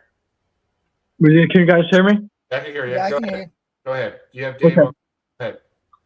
Okay, yeah, dude. So, how do you think the Bengals are going to do this upcoming season? Well, I mean, I think, this is the time of year where everybody feels real good about what they've done. They really feel that they've improved their rosters. Everybody right now is undefeated. Everybody's thinking they're going to make the playoffs by either winning their division or qualifying as a wild card in the playoffs. So, everybody's sky high right now. And the Cincinnati Bengals are no exception to that. They feel pretty good about what they've done, like I said, not only with respect to the draft, but free agency, and also they've made some adjustments in their coaching staff. Zach Taylor made some changes. Defensive coordinator Lou Anarumo moved on, and Al Golden is now the new defensive coordinator. And they have the same base defense and personnel numbers of people in the formations of the defensive line, linebackers, and secondary. They both run 4-2-5 defenses, 4 down linemen, 2 linebackers, 5 defensive backs. But there's a lot of ways to skin the cat. There's a myriad of ways that you can play the 4-2-5 defense, just like any defense that you put out in the football field. There's a lot of ways you can attack out of that schematic. So Al Golden is going to do things differently than Lou Anarumo did, and it's going to be interesting to see. He obviously had a great run up at Notre Dame. They made it all the way to the national championship game running this particular defense. He had good players that he had a lot of confidence in. He recruited very good athletes, but they also had a high level of intelligence, both raw intelligence and football IQ. And he feels like he's got that going with the Cincinnati Bengals defensive side of things. He's got guys that are smart, can understand what the coach's expectations are, and with football IQs. And so it'll be interesting to see again in the draft and free agency. There are new people added. There's going to be competition. It's going to be wide open. Al Golden has basically said everybody has to earn their job. Just because you were a starter last year doesn't mean you're going to be a starter this year. You could be. There's no question about that. But you have to go earn it again. There's no carryover. There's no mulligans as such. So it's going to be interesting to watch. He's got a new defensive line coach that is in the mix. Jerry has done a real good job of getting people acclimated to what's going on, what his expectations are up front. He has real good technique that he teaches. I mean, he's a technician. Scott Peters is a technician as well in the offensive line, and I think that's going to be in terms of what Zach Taylor has done. Mm-hmm. I think you got Jerry and you got Scott, the coaches, offensive, defensive line coaches that are really teaching different techniques.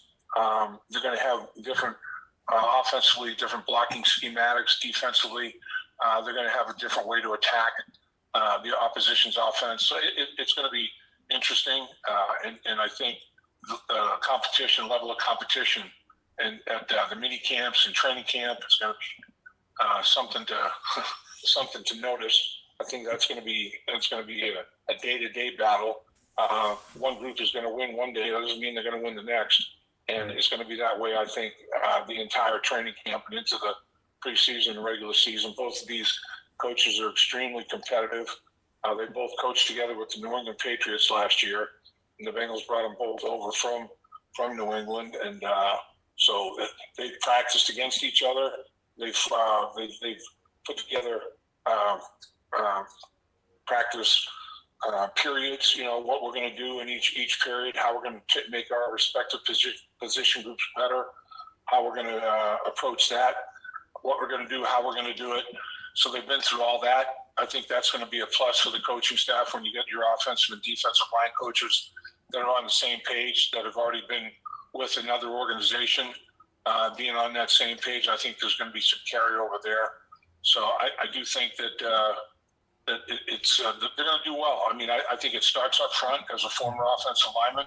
I think you can have all the skilled guys in the world, but if the offensive line isn't performing for them and giving them an opportunity to show what they can do, their talent is wasted. So I do think that the Bengals definitely have skilled players that they can step up and have phenomenal years. The offensive line and defensive line is going to have to those are the guys that are going to get it done in the trenches as such. Those are the guys that are going to have to win their one-on-one battles, win their battles collectively as a group, as an entire offensive and defensive line, and let the skilled players perform at the highest level they possibly can. That's true, Dave. Dave, real quick before we let you go, because I know you're down on vacation. I don't want to keep anything. The beautiful weather down there. But what do you think about Al Golden coming back to the Bengals after you guys? The last time he was there, you guys made it to the Super Bowl, and in the last couple of years, he's been struggling with the defense. He's going to bring what he saw at Notre Dame and bring what he learned, his styles along the way. And plus, you guys, it's like going back home. Yeah, that's a good point. I mean, he is going back home.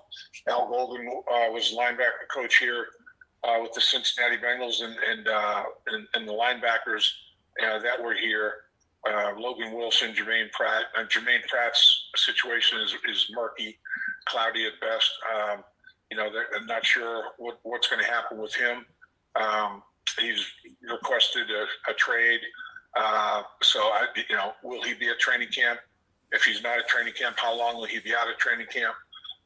But Al Golden had both of those guys, Logan Wilson and Jermaine Pratt, when he was the linebacker coach, as you mentioned, taking the Bengals to the Super Bowl. Mm-hmm. Those two guys played really, really well at the inside linebacker position for the Bengals that particular season. I mean, they did a great job on a snap-by-snap basis, taking care of their gap control responsibility. But, man, they were involved in a lot of turnovers. They either forced fumbles, recovered fumbles, intercepted the football. I mean, they were as active an interior linebacker duo as there was in the National Football League. So, Al Golden, I think, is excited to come back. He's really pumped up about Logan Wilson. Logan Wilson's excited about working with Al Golden again. There's going to be a lot of talent for Al Golden to work with, not only at the linebacker position, but as a defensive coordinator in general. He, like you said, stepped up and showed what he's all about with the run that they had at Notre Dame. They took them all the way to the national championship game, and the defense was a big, big part of that success. There's no question about it. And Al Golden's his schematic, that 4-2-5 scheme we talked about, that Lou Anarumo runs the same type of defense, a 4-2-5, but there's different ways to do it. And Al's got a lot of pressure packages that have been very successful for him. The one thing that Al Golden does that I think is very, very sound is he'll run a few things a lot of different ways. He'll have different personnel involved. He'll give you different looks. He'll walk guys up into the A gap between the center and guard, like they're going to blitz, then they'll drop off, or they'll blitz from the deep portion of the football field. Safeties will be doing the same things. He'll invert safeties and cornerbacks either way. So he does a lot of different things to get the same result. And offensively, that's something that Paul Brown did from Jump Street early in my career. Is like he had 5 runs, 6 passes. And he had a myriad of formations to get to those plays with, different personnel groupings, different formations, different motion. It was crazy. The defenses felt like we had 100 plays, and we didn't. We only had less than a dozen, but they looked like it was 100 plays because of all the ways we got to them and ran them. And all you're looking for is that half second of indecision. Where they're not quite sure where to line up, and it takes them a half a beat, too long to get there, and you can take advantage of it. That's all you're looking for, on either side of the football. When you've got coaches that can put you in that kind of situation, you have confidence in them. They have confidence in you that you as players are going to execute their scheme to the highest level. And you got something cooking. I do think that what they've got going with the Cincinnati Bengals in terms of the coaching staff as well. Dan Pitcher is really settled in as offensive coordinator.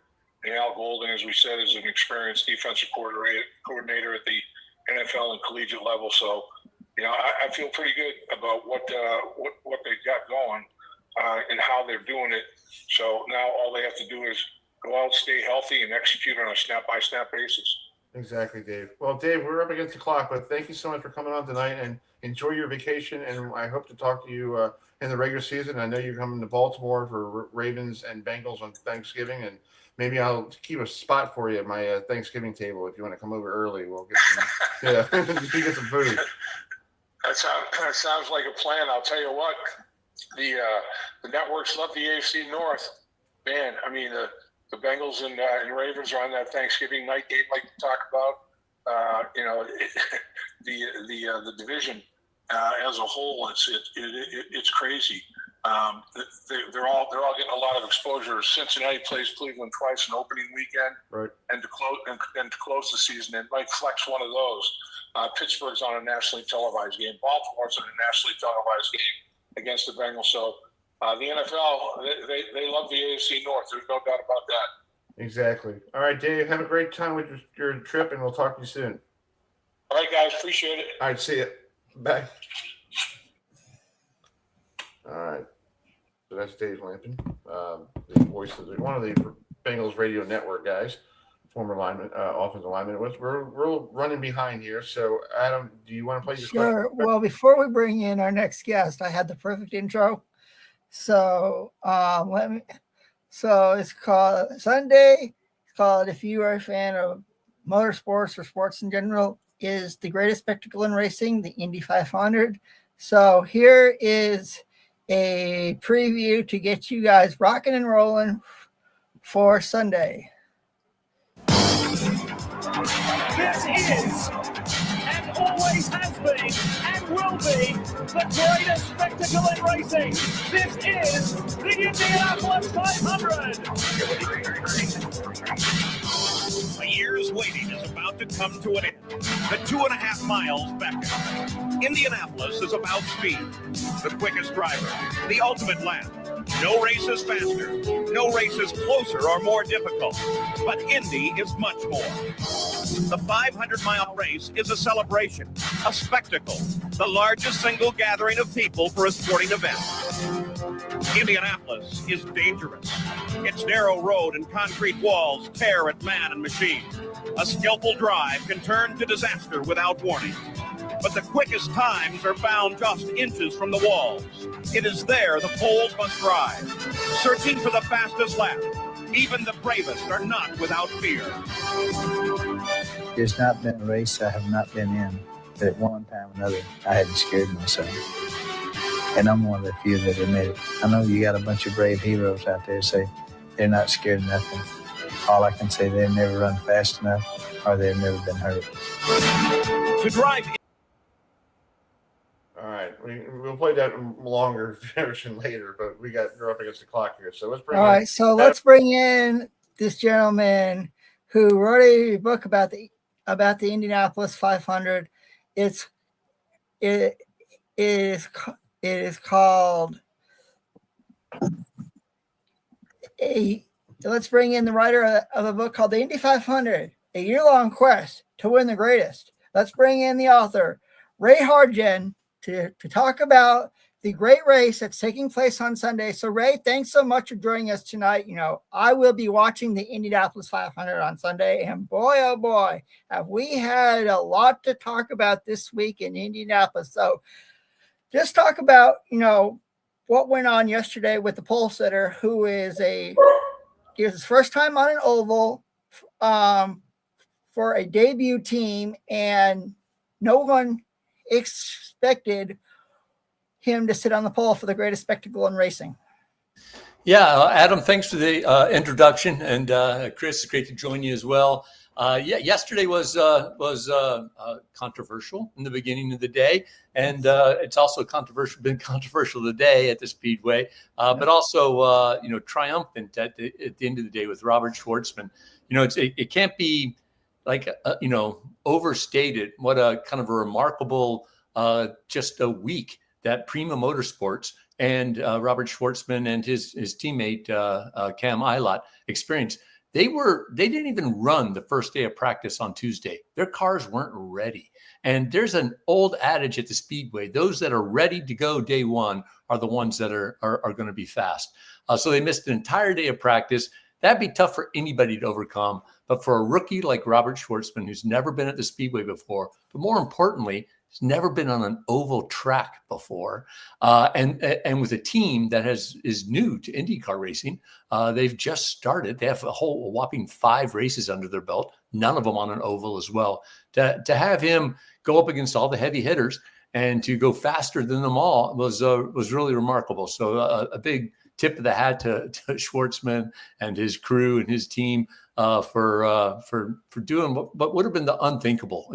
On Tuesday, he would have been one of the favorites to have missed the race completely. Look at that. And on Sunday, here he is sitting the fastest qualifier of them all. Yeah, Ray, I have a question for you. What's going on with Roger Penske? Because I know I'm not a race car guy, but I know he is famous in the sport.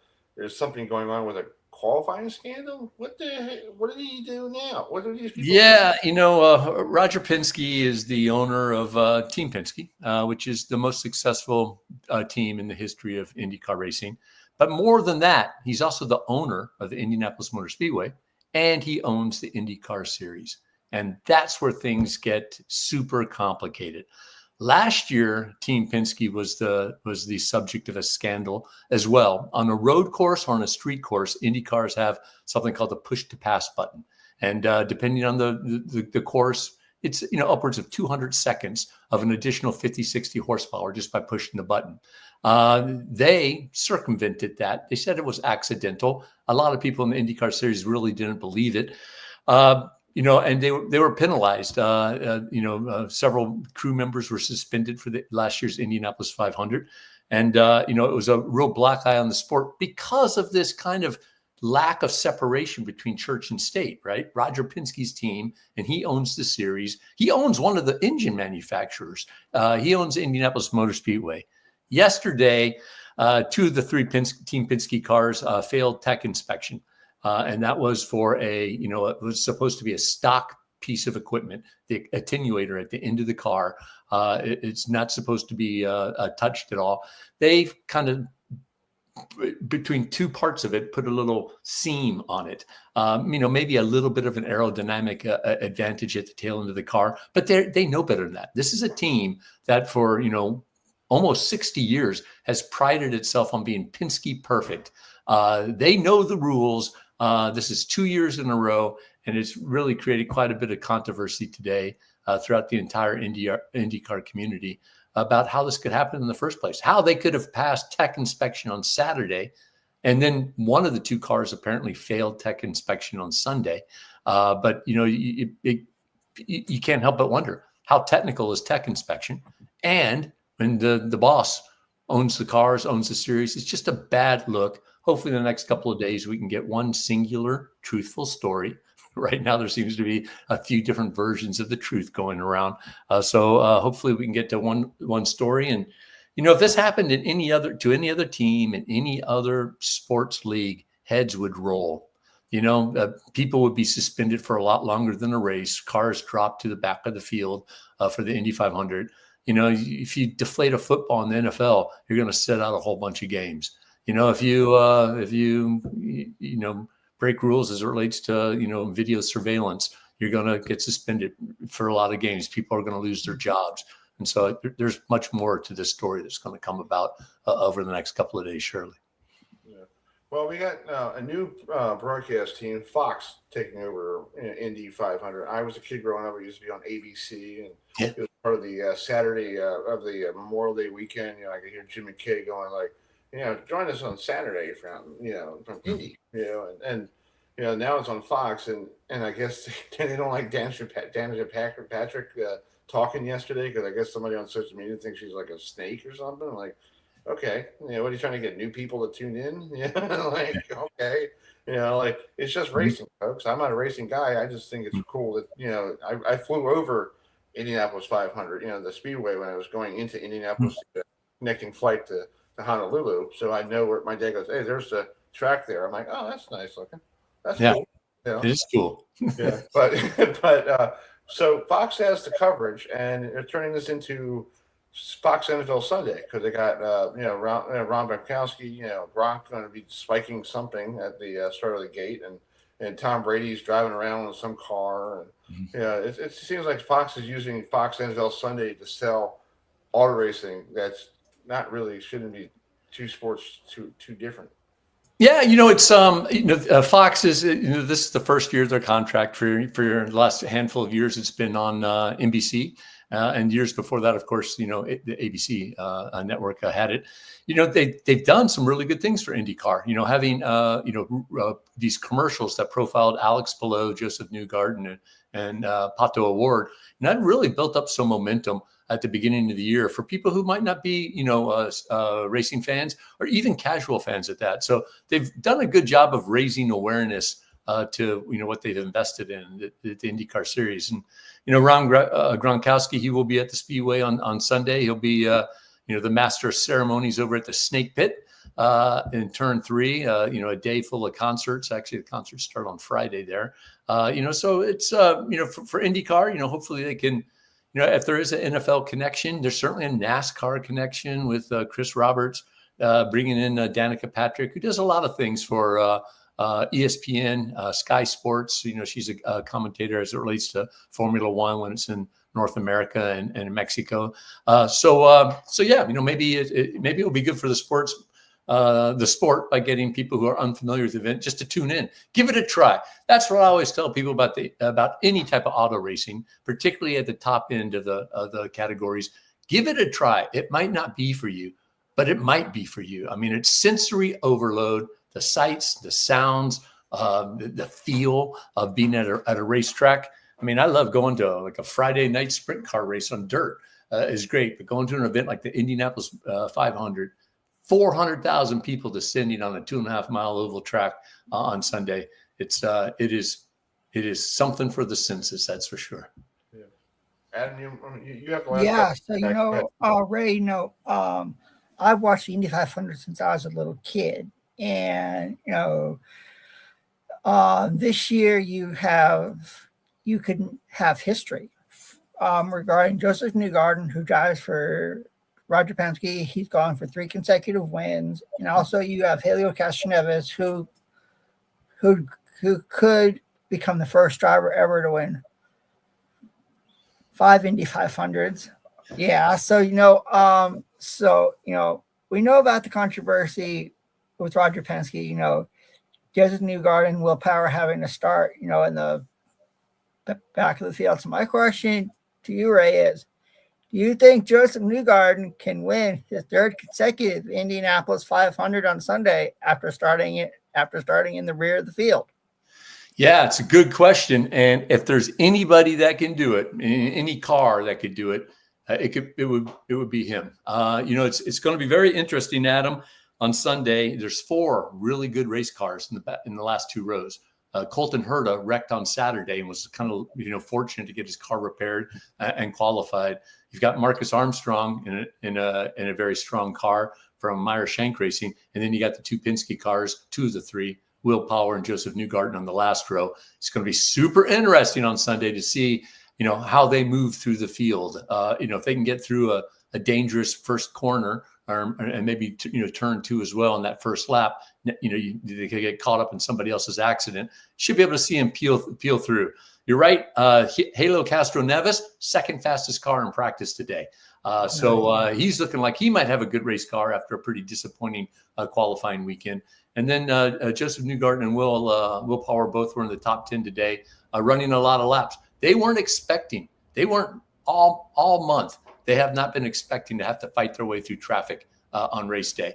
They've been expecting to run relatively clean air at the front of the field today, and then on carb day on Friday. Working really hard to get a car that's well balanced, to be able to handle the aerodynamic turbulence of running in traffic. Right. Yeah, I think he can do it. I won't particularly be cheering for him. I'm going to be cheering for Dreyer Reinbold Racing. Because if Dreyer Reinbold Racing is an Indianapolis-based team, they race 1 IndyCar event a year. That's the Indy 500. And they always take it to the big boys. So look for Ryan Hunter-Reay and Jack Harvey they both were fast today. They're going to be fast on Sunday. And it's just, I like watching the underdog team, the hometown team. They compete every year against the biggest and best and come out, relatively good. They haven't won the race yet, but who knows? Maybe Sunday's their day. True to that, Ray. That's true to that. Well, Ray, we're running behind here tonight, but I appreciate you staying on, and I'm sorry we were a little over with Bengals broadcaster. Just kept talking about linebackers, and I was like, I'm ready to tackle somebody. I'm like, okay. But I appreciate. We'll get you on another time. We can talk about your book because I know I brought you on to talk about your book, and the Indianapolis 500 is this weekend. We'll get you on for like another time down the road when we come back and after a little break, and we'll talk about the book. Get you a little more coverage in your book. It's coming out. You came out this year, right? It came out just a couple weeks ago. It's called the Indy 500, a year-long quest to win the greatest spectacle in racing. It's a chronicle of the teams and the drivers. That it starts with the last 2 laps of the 2023 race, runs through the entire year, and ends with the 2024 race and the victory banquet the day after. And it's been a passion project of mine. Over 50 years ago, I got hooked on the race by reading a book called The Indy 500, 30 Days in May, that chronicled the 1970 race. And this is my homage to Hal Higdon and his book. Hopefully I can turn some readers into lifelong fans of the Indy 500. Nice. And where can people get this book? Because I know you can get it on. Is it on your website? Yeah, you can get it on my website, rayhartjen.com, or you can get it wherever fine books are sold. Like Amazon, right? Amazon sells a lot of books, but you can get Barnes and Nobles and any other place that you're looking for. Yeah. Well, Ray, thank you so much, and you and Adam will enjoy Sunday, and I'll hopefully when I'm walking around see what's going on, I'll tune in a little bit and see what's going on. And tune in at least at the start and at the end. But give it a little try, Chris. Adam, we'll be watching it, and thank you, Chris and Adam, for having me on the show. I appreciate it. Wonderful opportunity. So thank you so much. All right, man. Talk to you soon. Thank you so much. All right. Thanks, Ray. Enjoy the weekend. Yeah. Thank you. Thank you. Happy Memorial Day. Yeah, you too. All right, see you. Thank you. Bye. Thank you. All right, that's Ray Heidel, who writes a book about the Indianapolis 500. Before we bring our next guest, and we're running a little behind tonight because a lot of people want to talk to us this evening. So let's play a clip real quick. Where is it?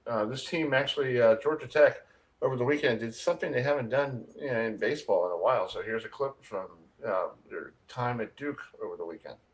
Jalen Payton, who before this season hadn't pitched since early 2023. He came in on opening day for the first time in a live game in 710 days. Now trying to finish off a regular season championship. 3-2, chop to the right side, Schmidt to a knee. He's got it, stops on first, and Georgia Tech are the regular season champions of the ACC with an 8-2 victory. The first outright regular season champion for the Jackets since 2005. No, we didn't. We did. No, we didn't. Yep. So let's bring in the guy who does the voice of the that wasn't his voice, but it was on ESPN or the ACC network. The ACC network does a great job. So let's bring in Connor Lacy, who getting himself ready for a trip to Durham. So, sir, thanks for joining us again. How are you? Hey guys, I'm good. How we doing? Not bad. Good. So congratulations on the newborn. Thank you, man. How's it like being a dad? Because I know my brother, when my brother first had his child, I was like, "You're not a dad. You're not, buddy." And he actually is a great father. I got to give him credit if he's watching. He does a great job of being a dad. But what's it like being a dad? Yeah, so this is my my second time with it. We had our son who's almost 3. He'll be 3 in July, and then this first time I'm trying to be a girl dad, so we're trying to figure out what that looks like. But all good so far, and hey, all good. It's a little weird because my niece, my brother gave birth to a daughter, and I'm like, oh my God, we don't have any girls in this family until now. I'm like, what the heck is going on? And she is a very different person than I thought it was going to be all like, pink and all that stuff. She plays like with the boys. She dives, she plays soccer, she plays softball, and she wears number 8 because I think her uncle likes Gary Carter, but she doesn't understand that right now. But we'll talk about that later. But it's great to me being an uncle, just seeing her growing up, and she's gonna be 9 this year. It's like, good God, I'm getting old, or she's just getting taller and taller. Jeez. Anyway. The story goes, Georgia Tech wins the outright ACC title after they beat Duke, and Florida State lost to North Carolina over the weekend. So they're in the number 1 seed. They get a double bye. They don't play until Wednesday or Thursday. So what does Coach Hall and everybody got to keep themselves loose because it's a 1-game elimination? Yeah, and it's different. It'll be the first time since the mid-2000s that the ACC tournament hasn't been pool play or round robin, and the SEC is having to learn kind of what this is too, because same format over in Hoover this weekend. And so trying to figure out what exactly that looks like for Georgia Tech and the rest of the ACC. But I think in the case of Georgia Tech, it sets up very similar to what not only a regular season weekend would be. Georgia Tech will play Thursday. They will have Friday off with the other quarterfinals going on, and then semifinal Saturday, championship Sunday. So it's very similar to a usual regular season weekend, and it's very similar to what you may see the following weekend in a regional. And so it's a lot more similar and a lot more business as usual for what Georgia Tech is having to do this week. I think what you're going to see is the teams that have to play tomorrow on Tuesday here at the Durham Bulls Athletic Complex and then also on Wednesday. Those are the ones that are going to have to try to figure out what this looks like pitching wise, because there's a lot of different ways that you can go about it. Do you throw your number one on Tuesday? How did you set up for this weekend? And so there's a lot that has been trying to figure out these last couple of days as you head into Durham. Yeah, that's true. And like I said, I was there a couple of years ago and at Durham for one of the ACC championship games for baseball. Do they still have that cow in right and left field that if you hit the cow, you get a salad, and if you hit him dead on, you get a steak? No, it's the bull. Yeah, the bull is a bull. Yeah, it's the bull Yeah. from Bull Durham, and it's actually right over here. I love it. I love that thing, and it's not an NCAA violation now because they can get a steak. Yeah, now it's all Wild Wild West, so it doesn't really matter. There you go. There you go. Because back then it was like, I think it was a couple of years ago. I asked somebody if the player hits the bull and gets a free steak, is that a violation of NCAA rules? And they're like, well, we don't know that yet. I'm like, because that's a gift. Yeah. Now with the NIL, it's like there's no. Yeah, now it's just Tuesday. Yeah. So anyway, that's a nice ballpark. I really like being there. I was there a couple of years ago. I was stuck there in the one year when it rained, and I had to catch a bus. And I think the Clemson and Florida State played like 9 hours because I still got home and the game was still on because it was like 8,000 rain delays because they were trying to get the game in. This is what happened, Colin. They moved it up to like 11 in the morning. They're like, okay, we'll start at 11 in the morning. Then rain moved in. It was like, oh, we got a delay. We'll pick it up at like 12:30, 1 o'clock. I'm looking at my bus pass going, I got to get over to the other side of Durham to get my mega bus to get back home. Yeah. So I'm looking at my time and I was like, I got to get going here. So I only saw like maybe 3 innings, and that's basically it. Yeah, that's crazy. It's going to be interesting to see because there's supposed to be rain coming through on Wednesday, and I know a lot of the ACC folks that are around may not want me to be talking about that right now, but it's supposed to rain on Wednesday, and you've got 4 games starting at 9 a.m., ending at 9 p.m. Well, the last start time's 9 p.m. It's not going to be close to finishing by that point. But you've got a full slate of 4 games each day on Tuesday and on Wednesday. And so it's going to be interesting to see how everything plays out. But it's a great atmosphere for a baseball tournament. I was here 2 years ago whenever my first year as the voice of Georgia Tech baseball doing the ACC tournament here, and great setup. The ACC does a phenomenal job, and it's a really cool venue to be able to have this. Yeah, I think it's really neat. And you have the final question. Sure. So, Colin, what's it mean for the team, to win the ACC regular season title in Coach Hall's final year? It was a really special day on Thursday, and just down the road, about a mile and a half here at Jack Coombs Park, the home of Duke, to be able to wrap up the regular season.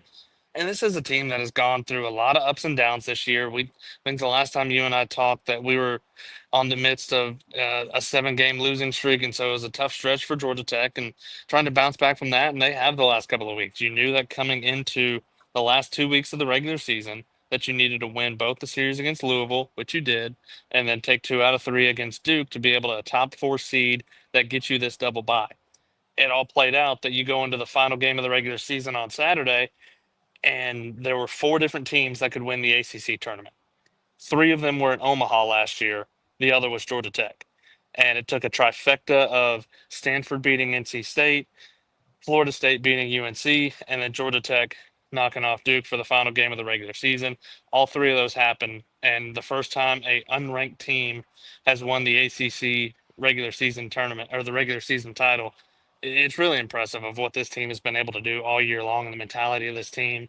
And we said it on the final call that you guys played earlier. the first time since 2005 Georgia Tech has an ACC outright tournament, and a lot of that is because ACC went to divisions for a lot of years. But to do something for the first time since 2005, it doesn't matter what the caveats are on it. It's pretty impressive. That's true. Yeah, you guys have a Florida State and Georgia Tech have, I believe it's cousins, and one plays for Florida State, one plays for Georgia Tech. The Lodis brother, yes, Lodis cousins. Yes. So it's like could we see Florida State and Georgia Tech match up, and it'd be cousin versus cousin? Yeah, I was talking to the Erik Llewellyn, the voice of the Florida State Seminoles, a little bit earlier at dinner tonight, and they are actually in the same hotel that Georgia Tech will be in, and so the cousins may be roommates next to each other. But I think we decided that if it gets, the only reason that would happen would be Championship Sunday, and if that happens, we're just going to put them both at the plate at the same time and have them do a race against each other. I'm game. I'm game. Colin. That's cool. Well, Colin, thank you so much for coming on, big guy. We're running out of time here, but thank you so much. Enjoy the venue there at Durham. Hope the rain stays away so you get all the games in, and hopefully we'll see who's last team standing on Sunday.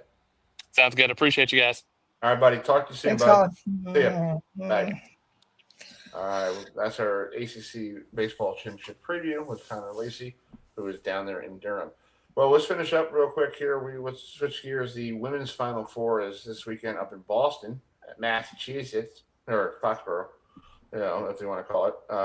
It's going to be the Division I men and Division II and III, plus the ladies will be up there as well. And we have a young lady who is from the great state of Maryland, Frankie Hahn, who is a redshirt freshman attacker from the University of Florida. She's from all the way from Catonsville, Maryland. So let's bring in Frankie. Hi, Frankie. How you doing? Hi, I'm good. How are you? Thank you so much for coming tonight. And how's it like being a young lady? we're doing the chop here. Yeah, that's good. Yeah, this thing. Yeah, we're both. Here's the funny thing is my brother is a big Gator fan. Okay, and I was rooting for him in the NCAA tournament. Adam and I are both the other team from Tallahassee. We love Florida State since we were kids. And I said to my brother on the phone, I can't believe I'm rooting for you guys tonight to win the NCAA tournament. After tonight, we're not going to do this ever again. And he goes, okay. Yeah, but for you this weekend, we're going to root for you because you're from the local kid here in Maryland. So how's it like playing lacrosse in Gainesville, Florida? Because people don't think Gainesville, Florida is a hotbed for lacrosse, but people don't realize that it is. Yeah, it is. It's awesome. I love being down in like Florida in the sun, but there's a lot of people from like Maryland and Long Island on the team, so like that's where the hotbed is coming from, I would say. Yeah. So talk about last week. You played Duke down in your neck of the woods, and it was to Boston, so you get a chance to go up there this weekend. What was it? You started out right away. You got a goal, right away. Just talk about how I think I got the sequence here real quick, but just talk about how that all came about. I think we were really excited to have the opportunity to play Duke after our Stanford game. Ford on the rebound, they score it. Winning in double OT was cool. So playing Duke, like we were just ready to go from the start. Our first half was really good. I think we played as a team and like we were all just playing together, and we all had opportunities, but I think we need to clean up the second half, but overall, I think we were just so excited to have the chance to go back to the Final Four after going back last year. Yeah. So you guys, who do you face? Who do you face on your side of the bracket? I got to pull this North Carolina. North Carolina. So you're going to try to do the personal sweep of getting rid of all the teams in North Carolina this this weekend and last weekend. So you're playing the Blue Bloods, the big guys. So yeah. What do you see in North Carolina? Because I know you guys you played them this year too, right? Yeah, we played them in our third game, so it was still the beginning. But we're really excited to have a second chance. I think in the beginning, we are a completely different team now than we were then, like all throughout the field. And I think we've been playing really good lacrosse and team lacrosse. And I think it'll be a really good chance for us to take down UNC. Like they're an amazing team, but I think the way we've been playing and the way we have chemistry will help us on Friday when we play them. That's true. Adam, you have a question? Yeah, I do. So, Franny, I don't know if you know this or Chris knows this, but next year Florida State is having a women's lacrosse team. Yeah. down in Tallahassee. So, what would be like to face your rivals in lacrosse?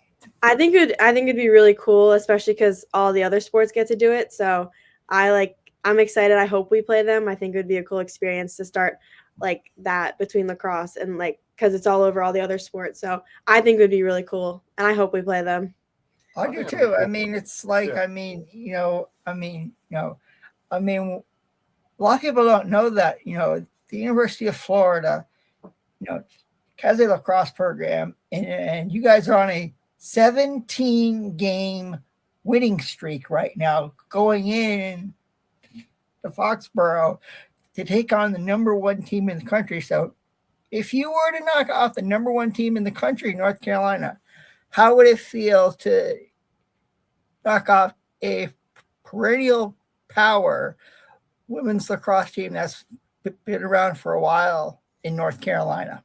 I think it would be like unreal. I think we've been working so hard for it, and I think we're just as good as UNC. I think if we're playing good all around, I think we can beat them. But like they're such a great team that we just have to play like a full game of lacrosse, and I think we're fully capable of that. But like beating them would be like, it would be awesome. It would be so like unreal, and I think we can do it. I know we can do it. I'm just excited to get there and like have a rematch against them. Yeah. Cool. So Florida Gators lacrosse plays in the Big 12. And I Yes. looked at this today. I'm like, huh? Big 12? Yeah. I thought the SEC has everything, Mhm.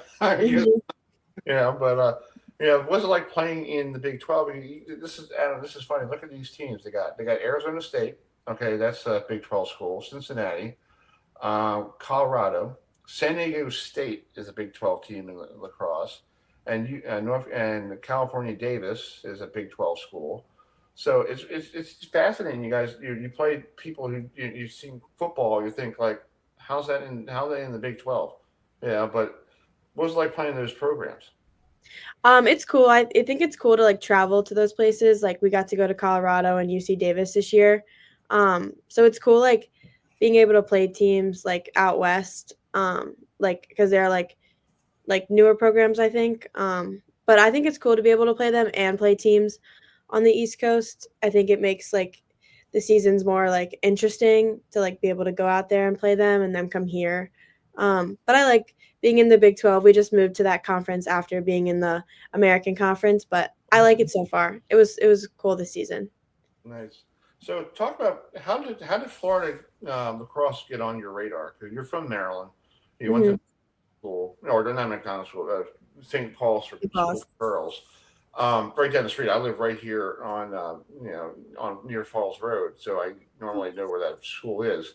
How did Florida recruit you? Because a lot of people here in Maryland think if you're in Maryland, you go to College Park, or you go to Towson, you go to here, you go there. How did the Gators find you? Well, actually, my older sister, she is a senior on the team, so that's like where it all really started. But I would say like during my recruiting process, like I wanted to leave Maryland. I didn't want to stay local. And so I think like I reached out to the big schools and like did a lot of research and did a lot of research on Florida. And my mom actually played for Mandy when Mandy was a coach at Maryland. So like there was just a lot of connections that really helped me get here. Oh, that's cool. That's awesome. Yeah. So it's a family thing. And your sister goes, you're like, she's down in Florida. I want to get out of here. Let's go. Yeah. Yeah. Exactly. and then last week you're playing Duke. It was like what, 95 degrees, and you're like, and Maryland was like 62 and raining. You're like, I don't think I want to go back home for a day, but I'll stay here. Yeah. Yeah, it was like 96 today. I was like, wow, it's really hot. And this is not August. It's funny. It's like, I've been down in Florida, going to Mouse Duck Farm, Disney World in August, and it gets humidity so bad. Yeah, it's so hot. Like, this is ridiculous. So yeah. Anyway, Adam, you have another question? I do. So Franny, obviously I actually work for one of the University of Florida sponsors, because I work for public supermarket It's called up here in North nice. Carolina. So it's like I talked to a lot of Florida Gator fans, that come in all the time. So did you ever think you would play lacrosse at the University of Florida when you were growing up? No, I thought I was going to play at Maryland because both of my parents played lacrosse there. So I was like, I wanted to follow them. So when I was a kid, like I was like, oh, Maryland, like I want to stay here. Like I want to follow my parents, be just like them. But like as I was growing up, I saw like new programs come in, and like Florida obviously came in like in 2010. And so I was like, wait, like there's like such cool places in like different states, like, and Florida, like it's an incredible state. And like I was like, going down south would be really cool. That's cool. That's awesome. So, I know your goal is to win this weekend, but and plus win it for you and your sister winning a national championship. That must be a cool thing. Yeah. Get a chance. I never won a championship with my brothers before, so like, we played Little League and all that stuff, and I was never fortunate to have that. But you get an opportunity to do this on, you guys play Friday, then you play Sunday. It's going to be an interesting weekend up there in Boston. Yeah. I think it's like, I'm so excited to be able to have this opportunity, and especially with my sister. Like we won some in high school, but like this is obviously a completely different level, and I think it would be like incredible and unreal to be able to do it with her again in college, like in like the biggest game of our lives. That's cool. Well, let me let you go. I know you're got to get yourself for a trip to Boston, but thank you so much, and enjoy the weather down there in Florida, and I hope it gets better. And thanks. And we'll be watching here in Maryland and North Carolina, and hopefully we'll see sisters winning a national championship. That would be a cool headline. Yeah. Thank you. Thank you so much. You're welcome. Have a great weekend. You too. Bye. All right. It's Frankie Hahn, who is she's from Maryland, folks. Catonsville. Went to St. Paul's School for the Girls. That's right down the street where I am here. So a little local stuff there tonight. And they will be playing Friday at 3 p.m. up in Gillette Stadium, home of Tom Brady and the New England Patriots. So anyway, it's 9:30. We're going to wrap it up here real quick. Score update in Boston. It looks like Adam, you guys probably won the first game of the series here, probably, if we didn't, We did. We did. Was it 3-1? Yep. 3-1 was the score. Real quick before we go here, let's play last night. They had the Subway Series between Mets and Yankees, and I'm going to sum it up here real quick here. So here it is real quick before we log off. 3-2 coming. He struck him out, and the ball game is over. 99-mile-an-hour gas upstairs, and Edwin Diaz notches the save, and the Mets even up the series with a 3-2 thriller. The catcher. On the ground, Alonso. What do you do? He threw it away. It wasn't close, and the Yankees have the lead as Alonso air-mailed it to home.